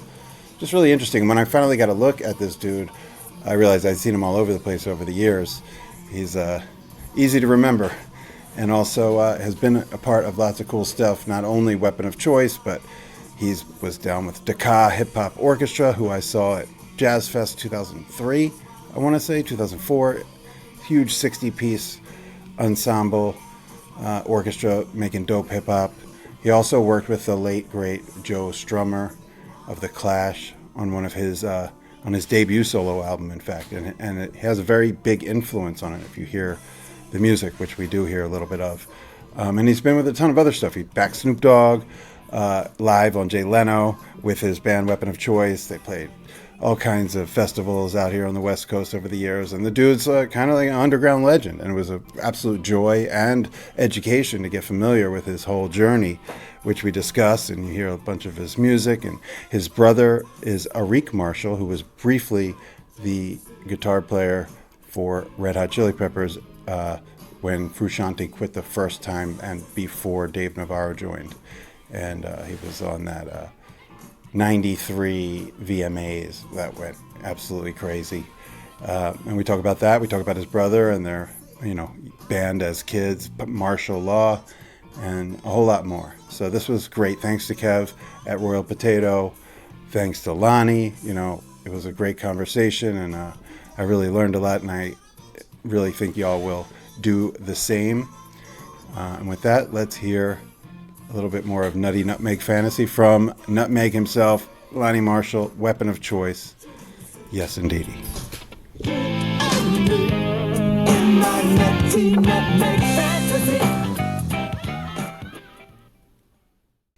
All right. Well, I'm able to be sitting here in Oakland, California. I've got a man on the phone, on the Zoom, actually, down there in Los Angeles, California. Another legendary bass player, and it's such an honor, actually. I've learned as I've researched for this how much of an honor. I already knew, but yeah, just really grateful to be able to speak with none other than Weapon of Choice co-founder and, space, funk, rock, hip-hop, just legend, Lonnie Marshall. So welcome to the Upful Life podcast. Thank you, brother. And I'm up for life. I'm up for peace, and I'm up for love, and I'm up for you and your youngster you just had. Congratulations. Oh, man. Thank you so much. I appreciate you saying that. His name is Archer, and he's been swiftly indoctrinated to Weapon of Choice and Lonnie Marshall it's twofold. One, I obviously prepare for every interview, and also we just got a subwoofer for the first time for the stereo system in our new crib. And what better time to get familiar with the canon of Weapon of Choice than with the new sub? So it's been great, and the baby has definitely noticed the subsonic rumblings. So on that note, before we jump in the Wayback Machine, and so I'd like my listeners to hear a lot about your story and your journey and your music and the relationships and connections that you've made over the years. I want to talk about, there's a new drop. That's why your guy Kevin, who's also my guy Kevin, if he thinks anything is worth my time, I pretty much jump at it. And he sent me over this new remix of a classic track. So I'm curious what's behind, resurrecting that song at this time. Just tell us a little bit about the new drop. Well, thank you. Yes, it's Nutty Nutmeg Fantasy. It's classic, original from our first record with Stone Gossard's Loose Groove in 1994. before it was released. And honestly, I never really liked the mix of it. And so I was really glad to hear that Stone wanted to put the remix out by Josh Evans. And he did an amazing job, and it sounds amazing, and I love it. And I really think that you will enjoy it as well.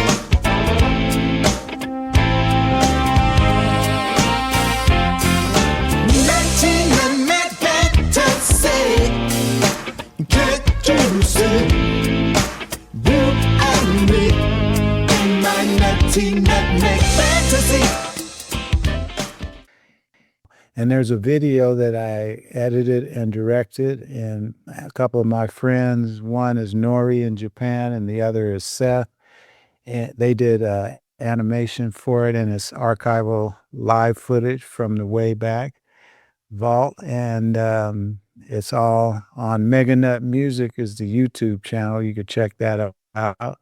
And yeah, so that's basically how it came about. Stone said he wanted to put the remix out by Josh Evans, and so I was really glad to hear that.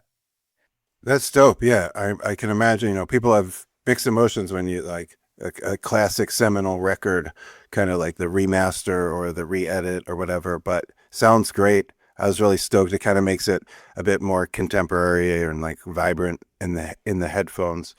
At the same time, it's from the debut record back in '94, so it's the OG shit. And for folks that don't know, because you mentioned Mega Nut, everything, and we'll get into P-Funk and such, but like I want to start with your universe before we trace the lineage. So like my studies tell me correct, it's affiliated with Norwood from Fishbone, who was involved early on, and maybe you could tell me about what's in a name, what's in a philosophy, what's in the nut way of life, nutmeg, nut universe. You got your whole language, you got like a whole sonic, universe, and of course all the names and spin-offs. So give me the download on the, what is in the nutmeg. Oh, thank you so much for asking. The answer will lead to Macy Gray, who actually did her version of the song for the first Spider-Man movie. And hers was called My Nutmeg Fantasy. But I'm playing bass on that, and my brother's playing guitar. On top of cloudy, believe in love and it will come down. Nutmeg fantasy, you and me, in my nutty nutmeg fantasy. So the way I met Norwood from Fishbone is I used to give out practice rooms at LACC, community college. And so I met Norwood briefly then, but I heard about this band called Fishbone while I was in South Central LA in my room practicing. I heard about this band Fishbone, and so I went to see them. It was before they got signed. They were opening up for Run DMC before they got really huge. And I was really moved and blown away by the band, the energy and the originality and all of it.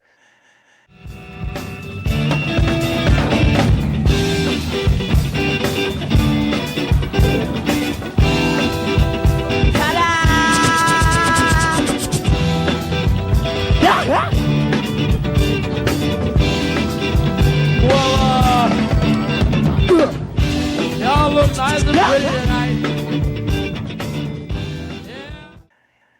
So fast forward a little while after that, I saw an ad for a band called Animal Dance, which members of Fishbone was playing in, and the members were Norwood and Fish. And so I went to see this band, Animal Dance, and I met Norwood and Fish. And then a couple weeks or so later, the band Animal Dance was looking for a bass player because Fishbone had just got signed at that time. So I went on the audition. I had to learn all this wild Norwood bass lines, which was challenging. But I ended up getting the gig, and so Fish was at the audition, and Norwood was as well. So I really met him at that point, the audition of me playing bass with Animal Dance. Right on. And then did he name you Nutmeg for that project? Okay, well that part is we were in a rehearsal. He asked me to be in a band called Trulio Disgracious, which he still has going. And the band was a lot of different people from a lot of different bands. And so Billy Bass, original Funkadelic bass player, was rest in peace, just passed away, I saw. Yeah, love Billy, and he lived with me at a certain point as well. But he was playing with us at that point, and Greg Bell was playing with us on guitar, and Fish was playing drums. And so, and at the time, Norwood was going to the liquor store to get a 40 ounce back in the day.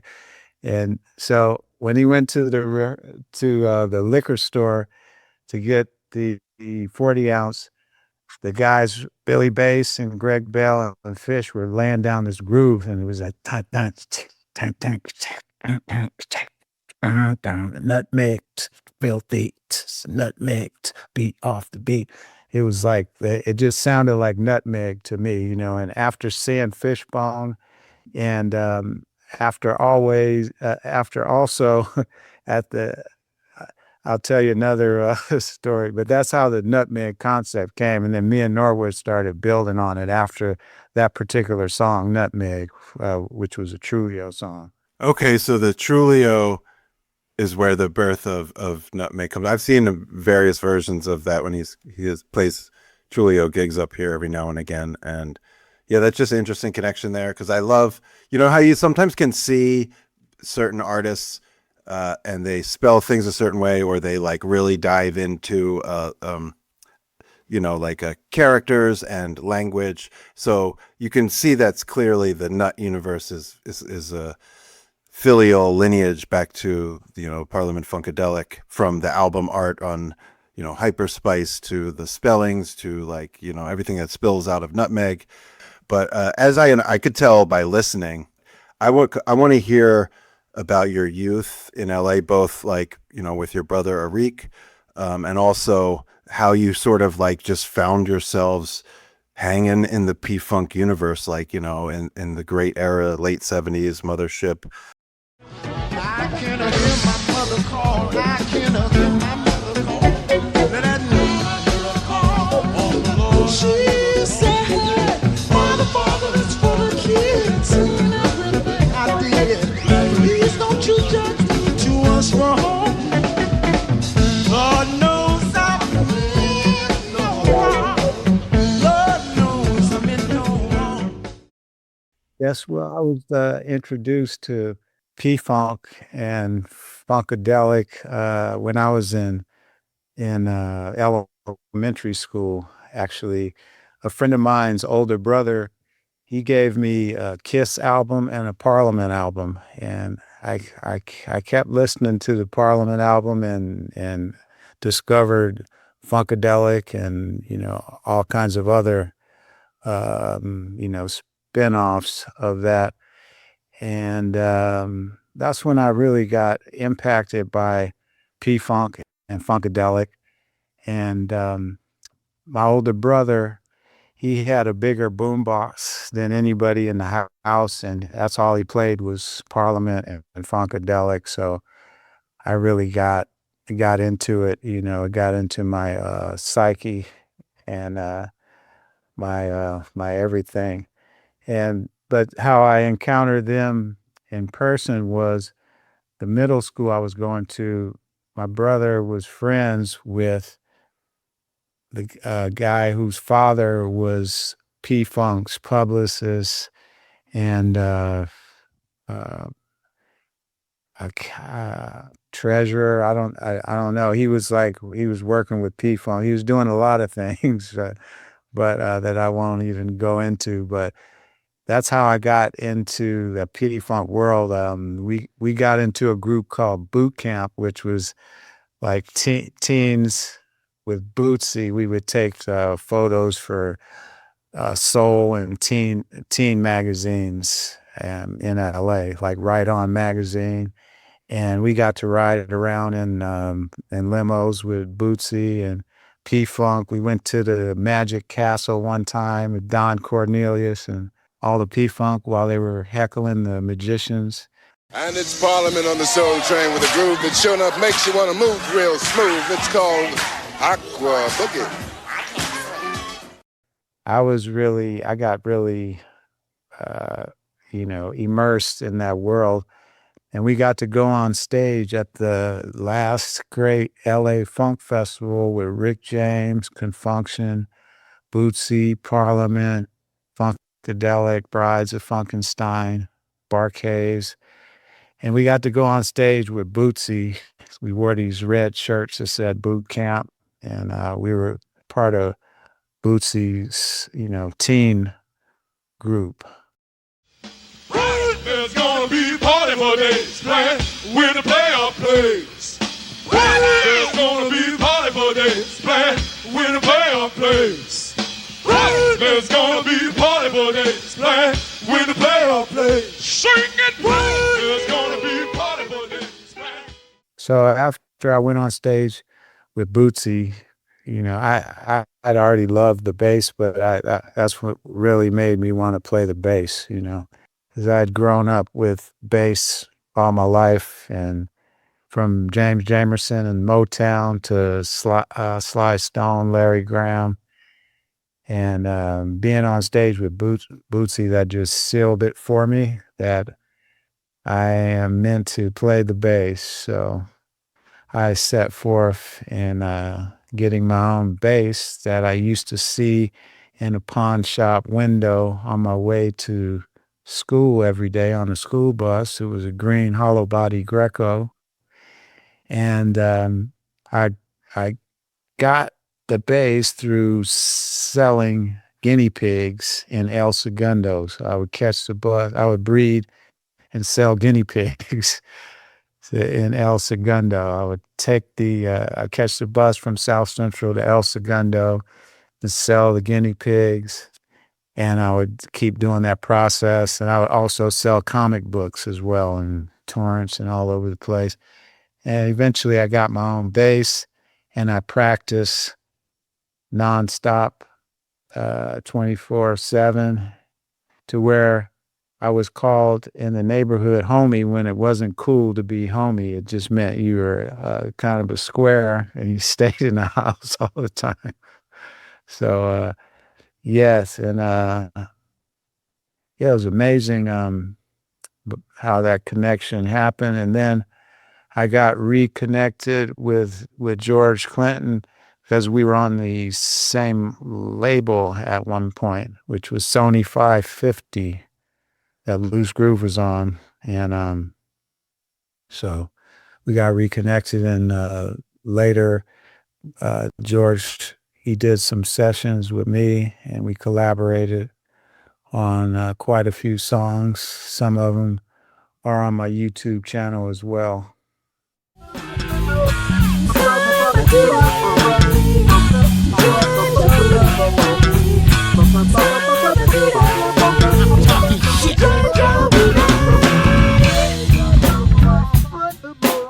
Cause I'm a A, B, C, D, E, F, G. Be serving dope, A, L, P, H, A, B, E, T. And not your average average second grade spelling bee. You get your right in your booty is maximum smelling me. Hell, you can't spell out smell. Just first acknowledge how cool it had to be to like kind of like grow up, you know, hearing that music, and then, you know, just getting brought into the universe through, you know, somebody that worked for them or a parent or whatever, and then being immersed in that, and then, you know, kind of porting that into your own, like, you know, genetic musical code. Fun fact, my wife, her job in her early 20s in college and just after college was the studio manager for George Clinton in Tallahassee, where she's from in Florida. Like, he lives there or lived there for many years and had his studio. And it was during like the George Clinton and the P-Funk All-Stars era. Before he got, you know, he still had the rainbow dreads and was pretty crazy with all the wild stuff. But, I feel we it's just so connected. Everything's so connected to P-Funk. There's a lot of P-Funk talk on our pod. I've probably told the audience that factoid at least 10 different episodes, but I wanted to let you know because there's a little, you know, symbiosis there. And, you know, today is actually 5 years to the day that Shock G from Digital Underground passed away. And he's obviously an Oakland hero and gave Tupac his first shot. And he, you know, they had an album called Sons of the P, and all the characters and everything that came from Digital Underground is also can kind of be traced directly back to P-Funk and their modus operandi and the concept of the mothership and all the characters. You know, you wouldn't have Humpty Hump if you didn't have Sir Nose. Dodio, do, there'll be no nose job. Said Dodio, do, no nose job. And so I think Nutmeg is in that whole swirl too. And as I revisited your catalog, it was like clear, even like the Hyperspice album cover. Who was it? The artist on that? It's very familiar looking. Oh, Overton and yep, there you go. I knew it. And Stovo. Wow, it's an amazing cover, and it's funny because when I put that on, I remembered that I actually had like a recorded like a, you know, taped a copy of the cassette from somebody of that cassette back in right around the time I went to college from Jersey. I went to college in Vermont, and somebody made me that tape, and it was like unlocking like memories of, it was like the songs took me to memories that I had like locked away somewhere. And because, you know, I knew that record, but I didn't realize, like, you know, I played the shit out of that record. So what do you remember about like Just 'Cause She Was Nice? Because that was a song we all loved.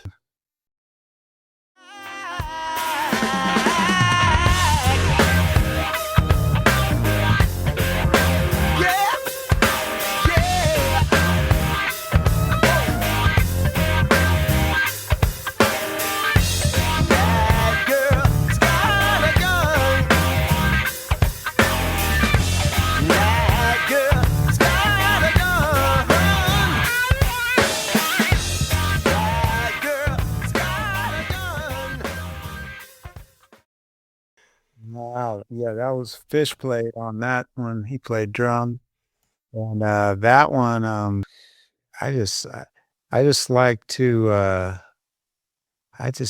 create. I think of myself more of as a scientist than a musician. You know, 'cause I like to experiment. That's why the nutmeg made sense for like not being just one dimensional and one element or one ingredient, but experimenting with multiple genres and creating something new from nut. And that's what the nutmeg was for me. And that song was that too, like whatever emotion I'm going through, whether it be anger or bliss or joy, humor, whatever it is, I incorporate and I experiment to create something tangible as a marker of growth, so I can look at it and say, oh, that's where I was at that time, you know, and now I'm over here. So that's a marker of growth for me. Yeah. I mean, the through line throughout the canon, you can tell, but at the same time, there's a lot of evolution and changes. It's one of these things I would say is like pioneering if you put it in the years, like Hyperspice 96, the debut 94. I know you were making music way before then, but it's just interesting on Hyperspice. Couldn't be more like chameleonic, right? Like reggae, it comes with the OG reggae snare fill intro. There's two snare drums. There's like the dub snare and like the second snare. It's like the attention to detail for each genre is so like just fantastic. That, and then the song after that, the Glow in the Dark song, which white guys like me can't always sing along to, but we love it. That's like straight G-funk, like straight LA, Above the Law, Dr. Dre, Daz, Dog Pound, G-funk. And I understand, is that you rapping, right? That's me rapping, yeah. Shit too. You talk a whole lot of shit.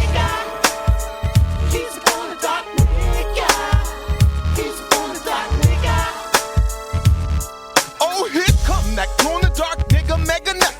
Fucking with your head while you're lying in the cut. With the plunger for the potty and the body for your ass. A hug from what's to come, a blast from the past. Nothing wrong with nothing in the nutmeg 90s. Where I'm at, where you'll find me, partying down on the one that... It sounds like, it really reminded me of like Gravediggers, like RZA, Prince Paul's thing. I don't know whose voice it reminded me of. Maybe it was a Prince Paul or Fruit Quan, one of the other rappers. But I was just, for a while back then, I was, because I didn't have any liner notes, and I remember thinking, oh, that's the guy from the Gravediggers that's rapping, and it's actually you. It's really great. And I didn't want to gloss over your brother because we talked earlier.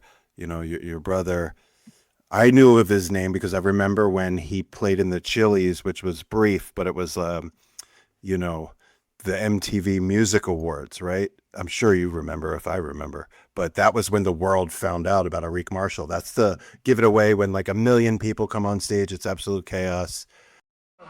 First of all, I'd like to thank Satan.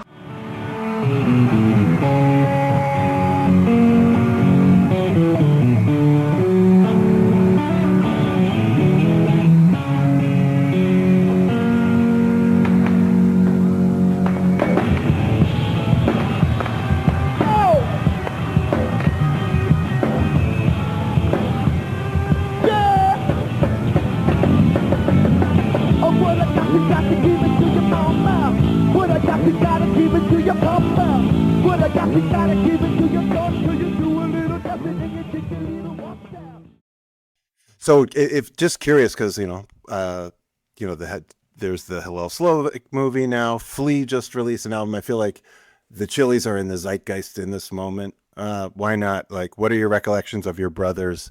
Because I know you guys had a band together, Martial Law, even before any of this stuff we're talking about, and came up in the LA scene. What do you remember about the Chili's drafting Arik for that?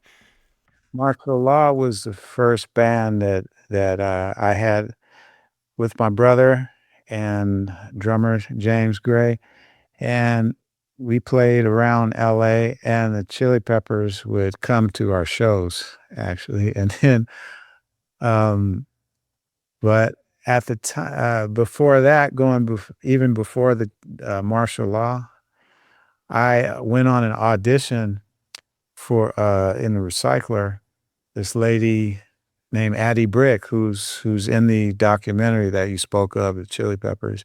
She was Hillel's lady. She wanted a bass player, and I auditioned for her. I went to the audition, and it was at a pool hall converted into a rehearsal studio space. And when I was there, Jack Irons was playing drums by himself. It was when the Chili Peppers were first forming.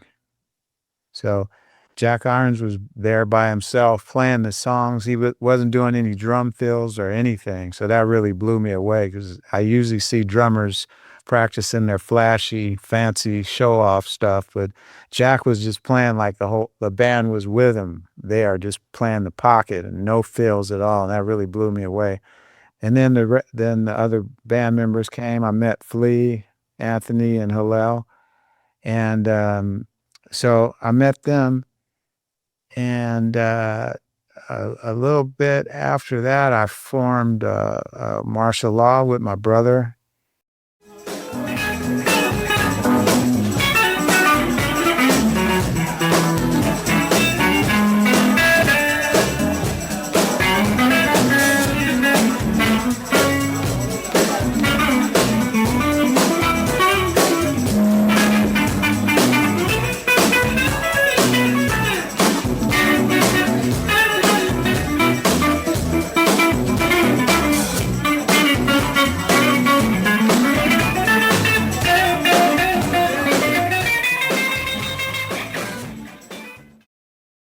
Chili Peppers started playing around, but that's when they were first starting. And they used to come to see martial law, and then I'd hear Chili Pepper riffs that sound like our riffs, while they're playing. And one time they were playing, and Flea played one of our riffs and said, "Martial law rocks," after he said it.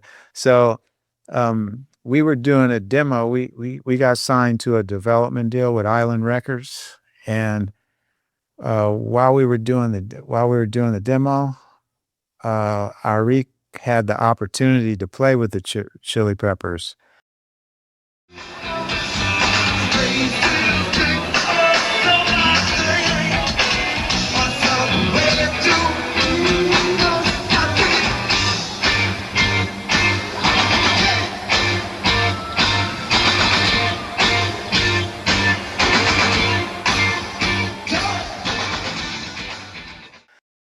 So I encouraged him to go ahead and play with the Chili Peppers, and the development deal continued for myself as a solo artist. And that's when I met the players who would become Weapon of Choice after that, because Keefus I had met while doing a jam at this local legendary venue called King, and we got together the next day and played, and we started creating immediately. And he played on my demo, and Fish played on it. And, so after I did the demo, to make a long story short, it was 5 songs. I turned it in to Island Records, and Chris Blackwell said, "I don't like it."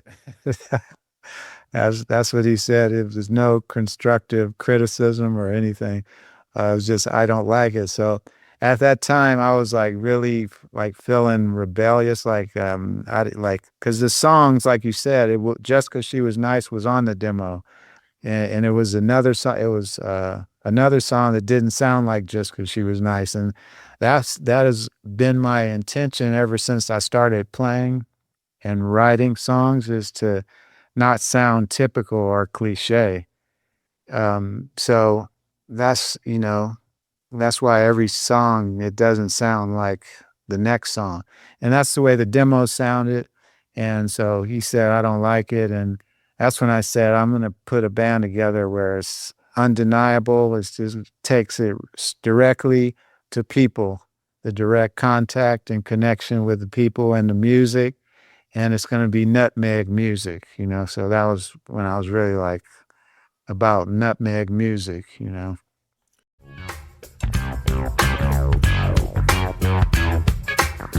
what y'all say they call that? Nutmeg music. Nutmeg music. Nutmeg music. Nutmeg music. I like the way that sounds. I like the way that feels too. I think I want to give me a big old nut.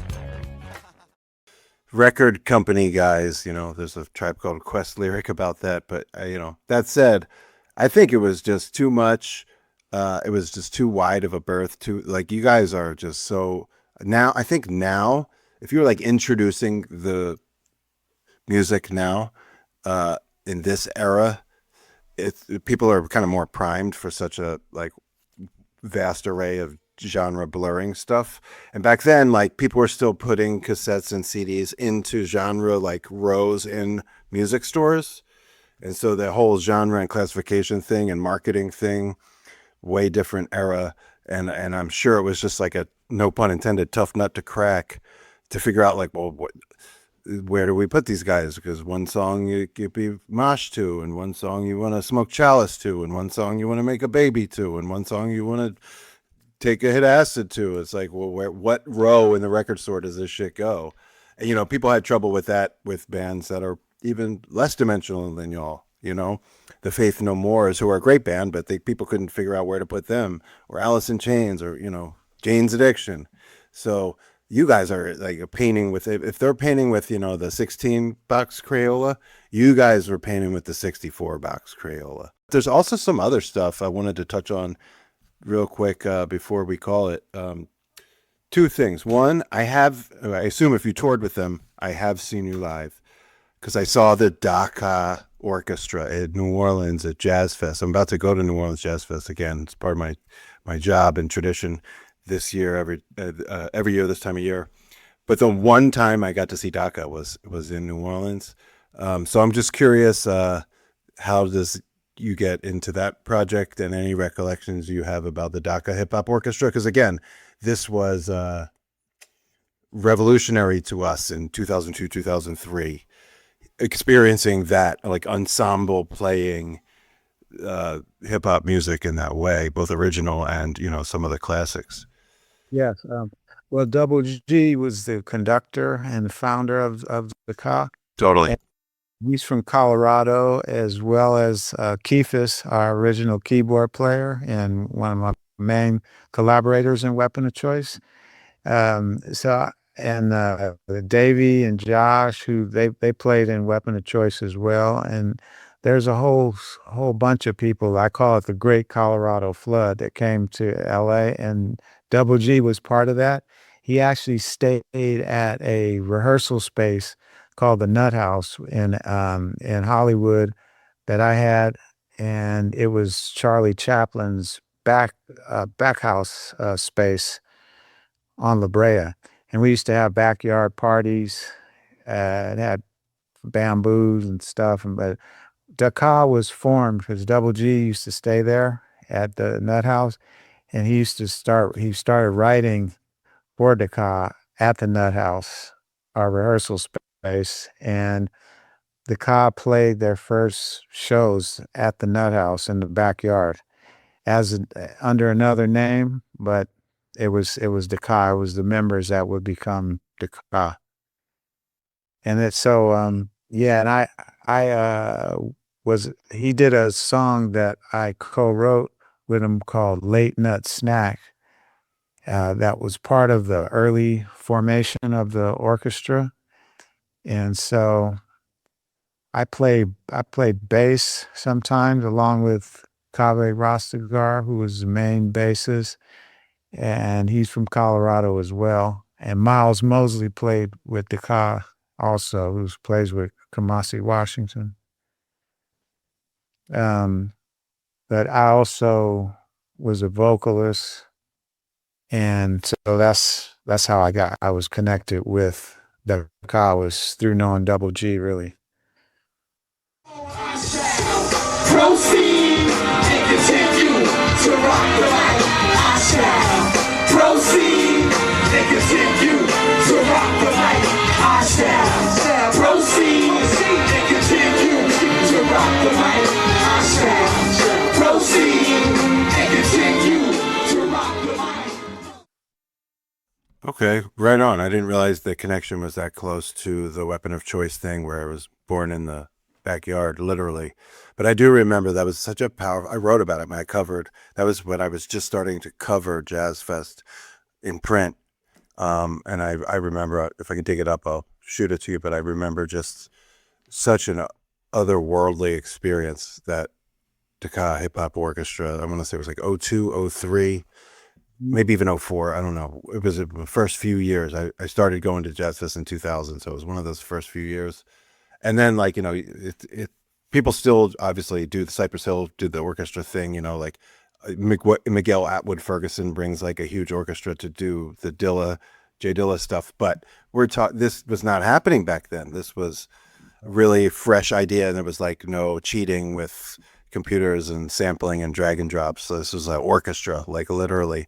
And I had, you know, just a memorable, impactful, deeply resonant experience. So thank you for that music and for that project.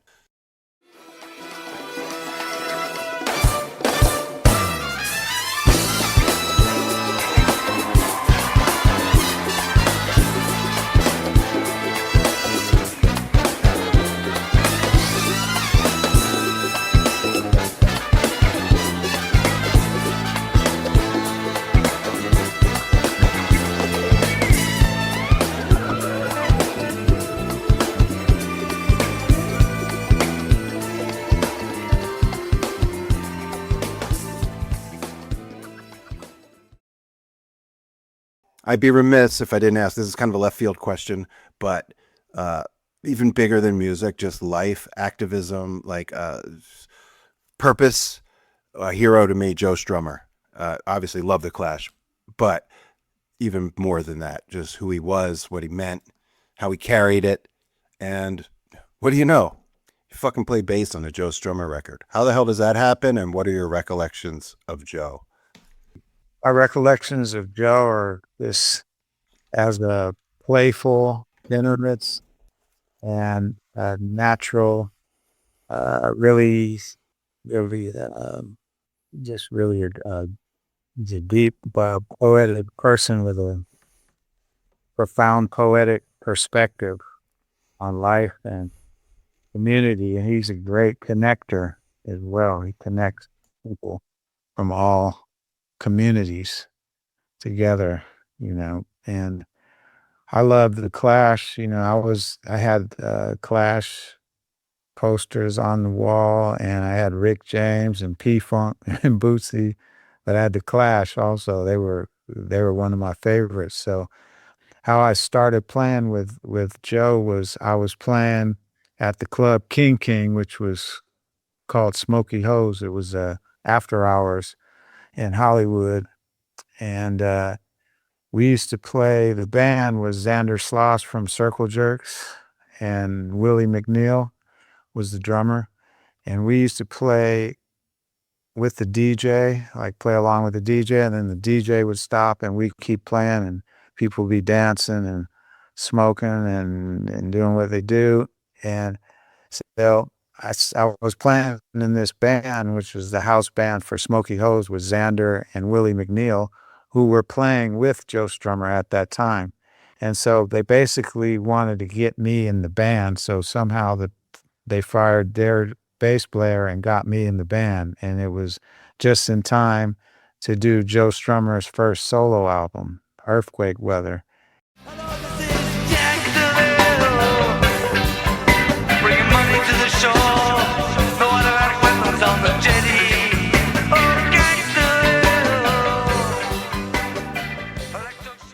You know, the first session that I did with Joe, I was like, he's one of my biggest impacts as far as lyrics, and just like you said,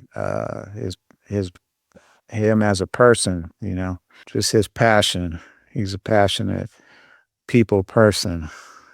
And so when I got there the first session, he let me do whatever I wanted to do on the bass. At that time, I was playing a lot more busy than I play now, but he let me do whatever I wanted to do. You know?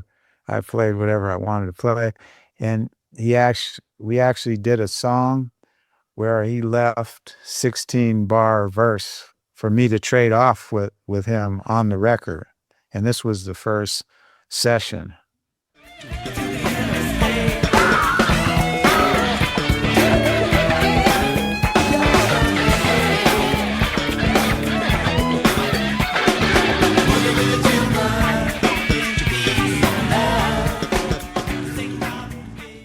That song was called Boogie With Your Children. And Joe was he's an amazing person. He's playful. he used to let people, whoever wanted to come backstage and hang out, he would let whoever wanted to come back there come back. They would wait in line, and 5 or 6 would go back at a time, but he would see everybody who wanted to come see him. And he would be with them. He would pick people up who were like hitchhiking, trying to get tickets to the show, and he would get them backstage. And he was just that type of person. He's a real authentic, passionate, playful, and profoundly poetic person. Speed. Hey. Find myself waiting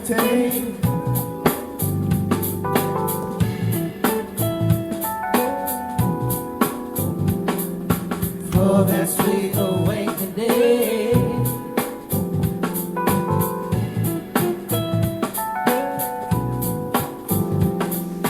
Riding on the golden road.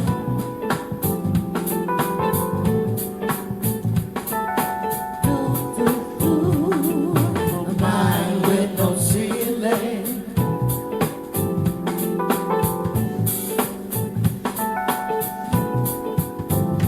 I wanna see daylight, daylight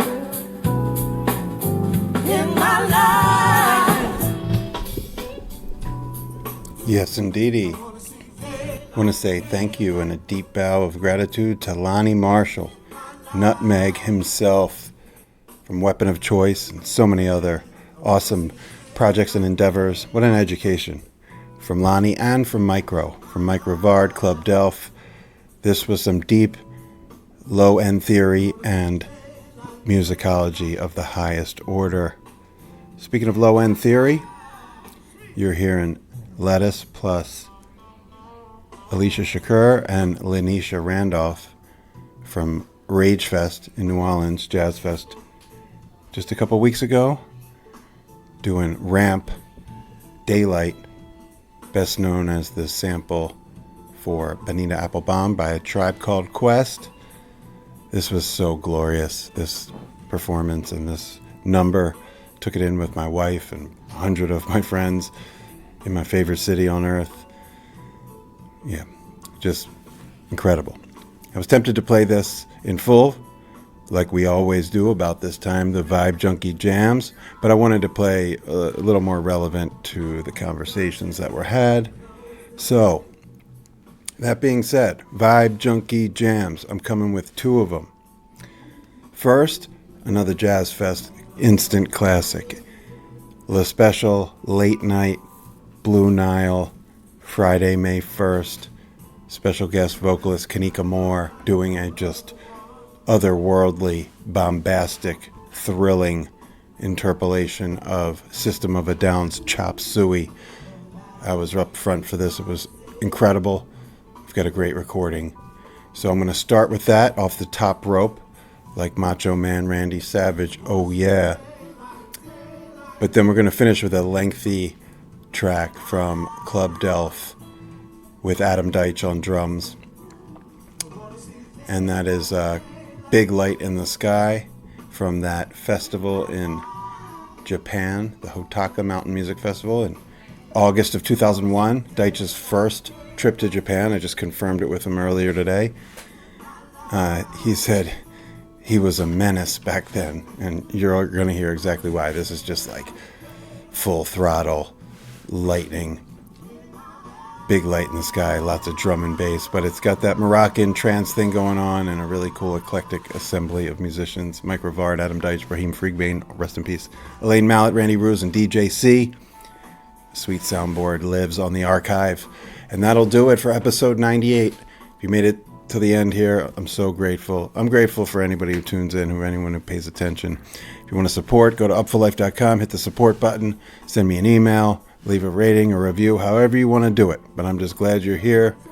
Really appreciative of everybody who listens to Upful Life podcast and all things upfullife.com and wherever you find my work. And yeah, Benny coming in with the trumpet solo here, so nice.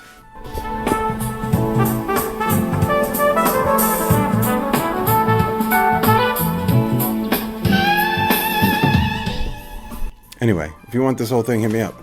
I got you. And a whole lot more. From Jazz Fest 2026. I'm going to sign off, but I want to let y'all know it's really hard to make these shows. I'm not complaining. I love it. It's a labor of love. But I know I went 6 weeks in a row twice. Or 6 weeks in between episodes twice in a row. I'm a new dad, figuring this shit out on the fly. And I always want to put my best effort. Like the best edit, the best conversations, the best work. And if that takes 2 extra weeks, then that's what it is. But I'll tell you one thing, episode 99 is going to be like none that ever came before it. That's my word. So with daylight in my life, I'm going to sign off from the ViBE Junkie Studios here in Oakland, California. I want to say goodbye, job bless. Keep living your Upful life. I'll see you on the dance floor. Yes, indeedy. I wanna see daylight, daylight in my life. I wanna see daylight, daylight.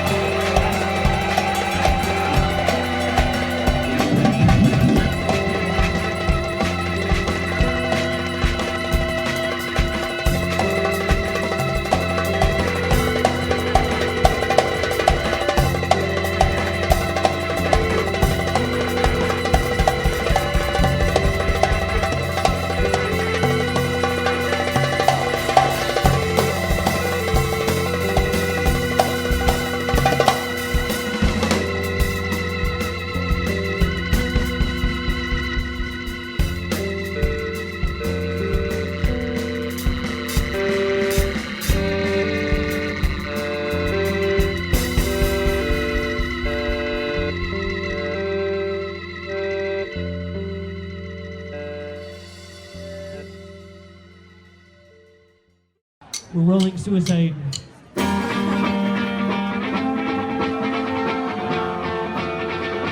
Let's fucking go, New Orleans!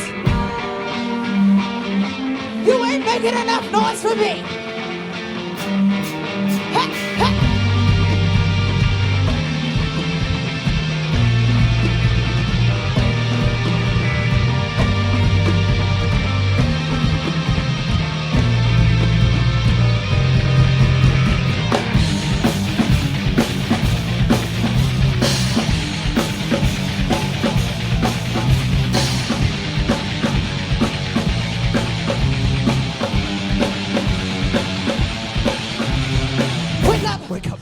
Put a little makeup. How these guys are made away to shake up. Fade away. Why do you leave your keys up on the table? Here we go, create another fake. You wanted to. Government should put a little makeup. You wanted to. How these guys are made away to shake up. You wanted to. Why do you leave your keys up on the table? You wanted to. I don't think you trust in my self-righteous suicide. I cry when angels deserve to die.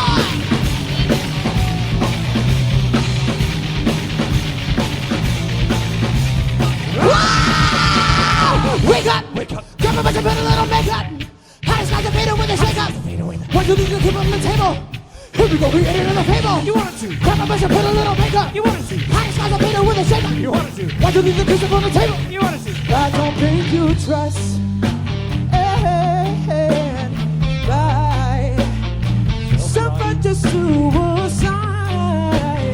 I cry, but angels deserve to die. My self-righteous suicide. I cry, but angels deserve to die.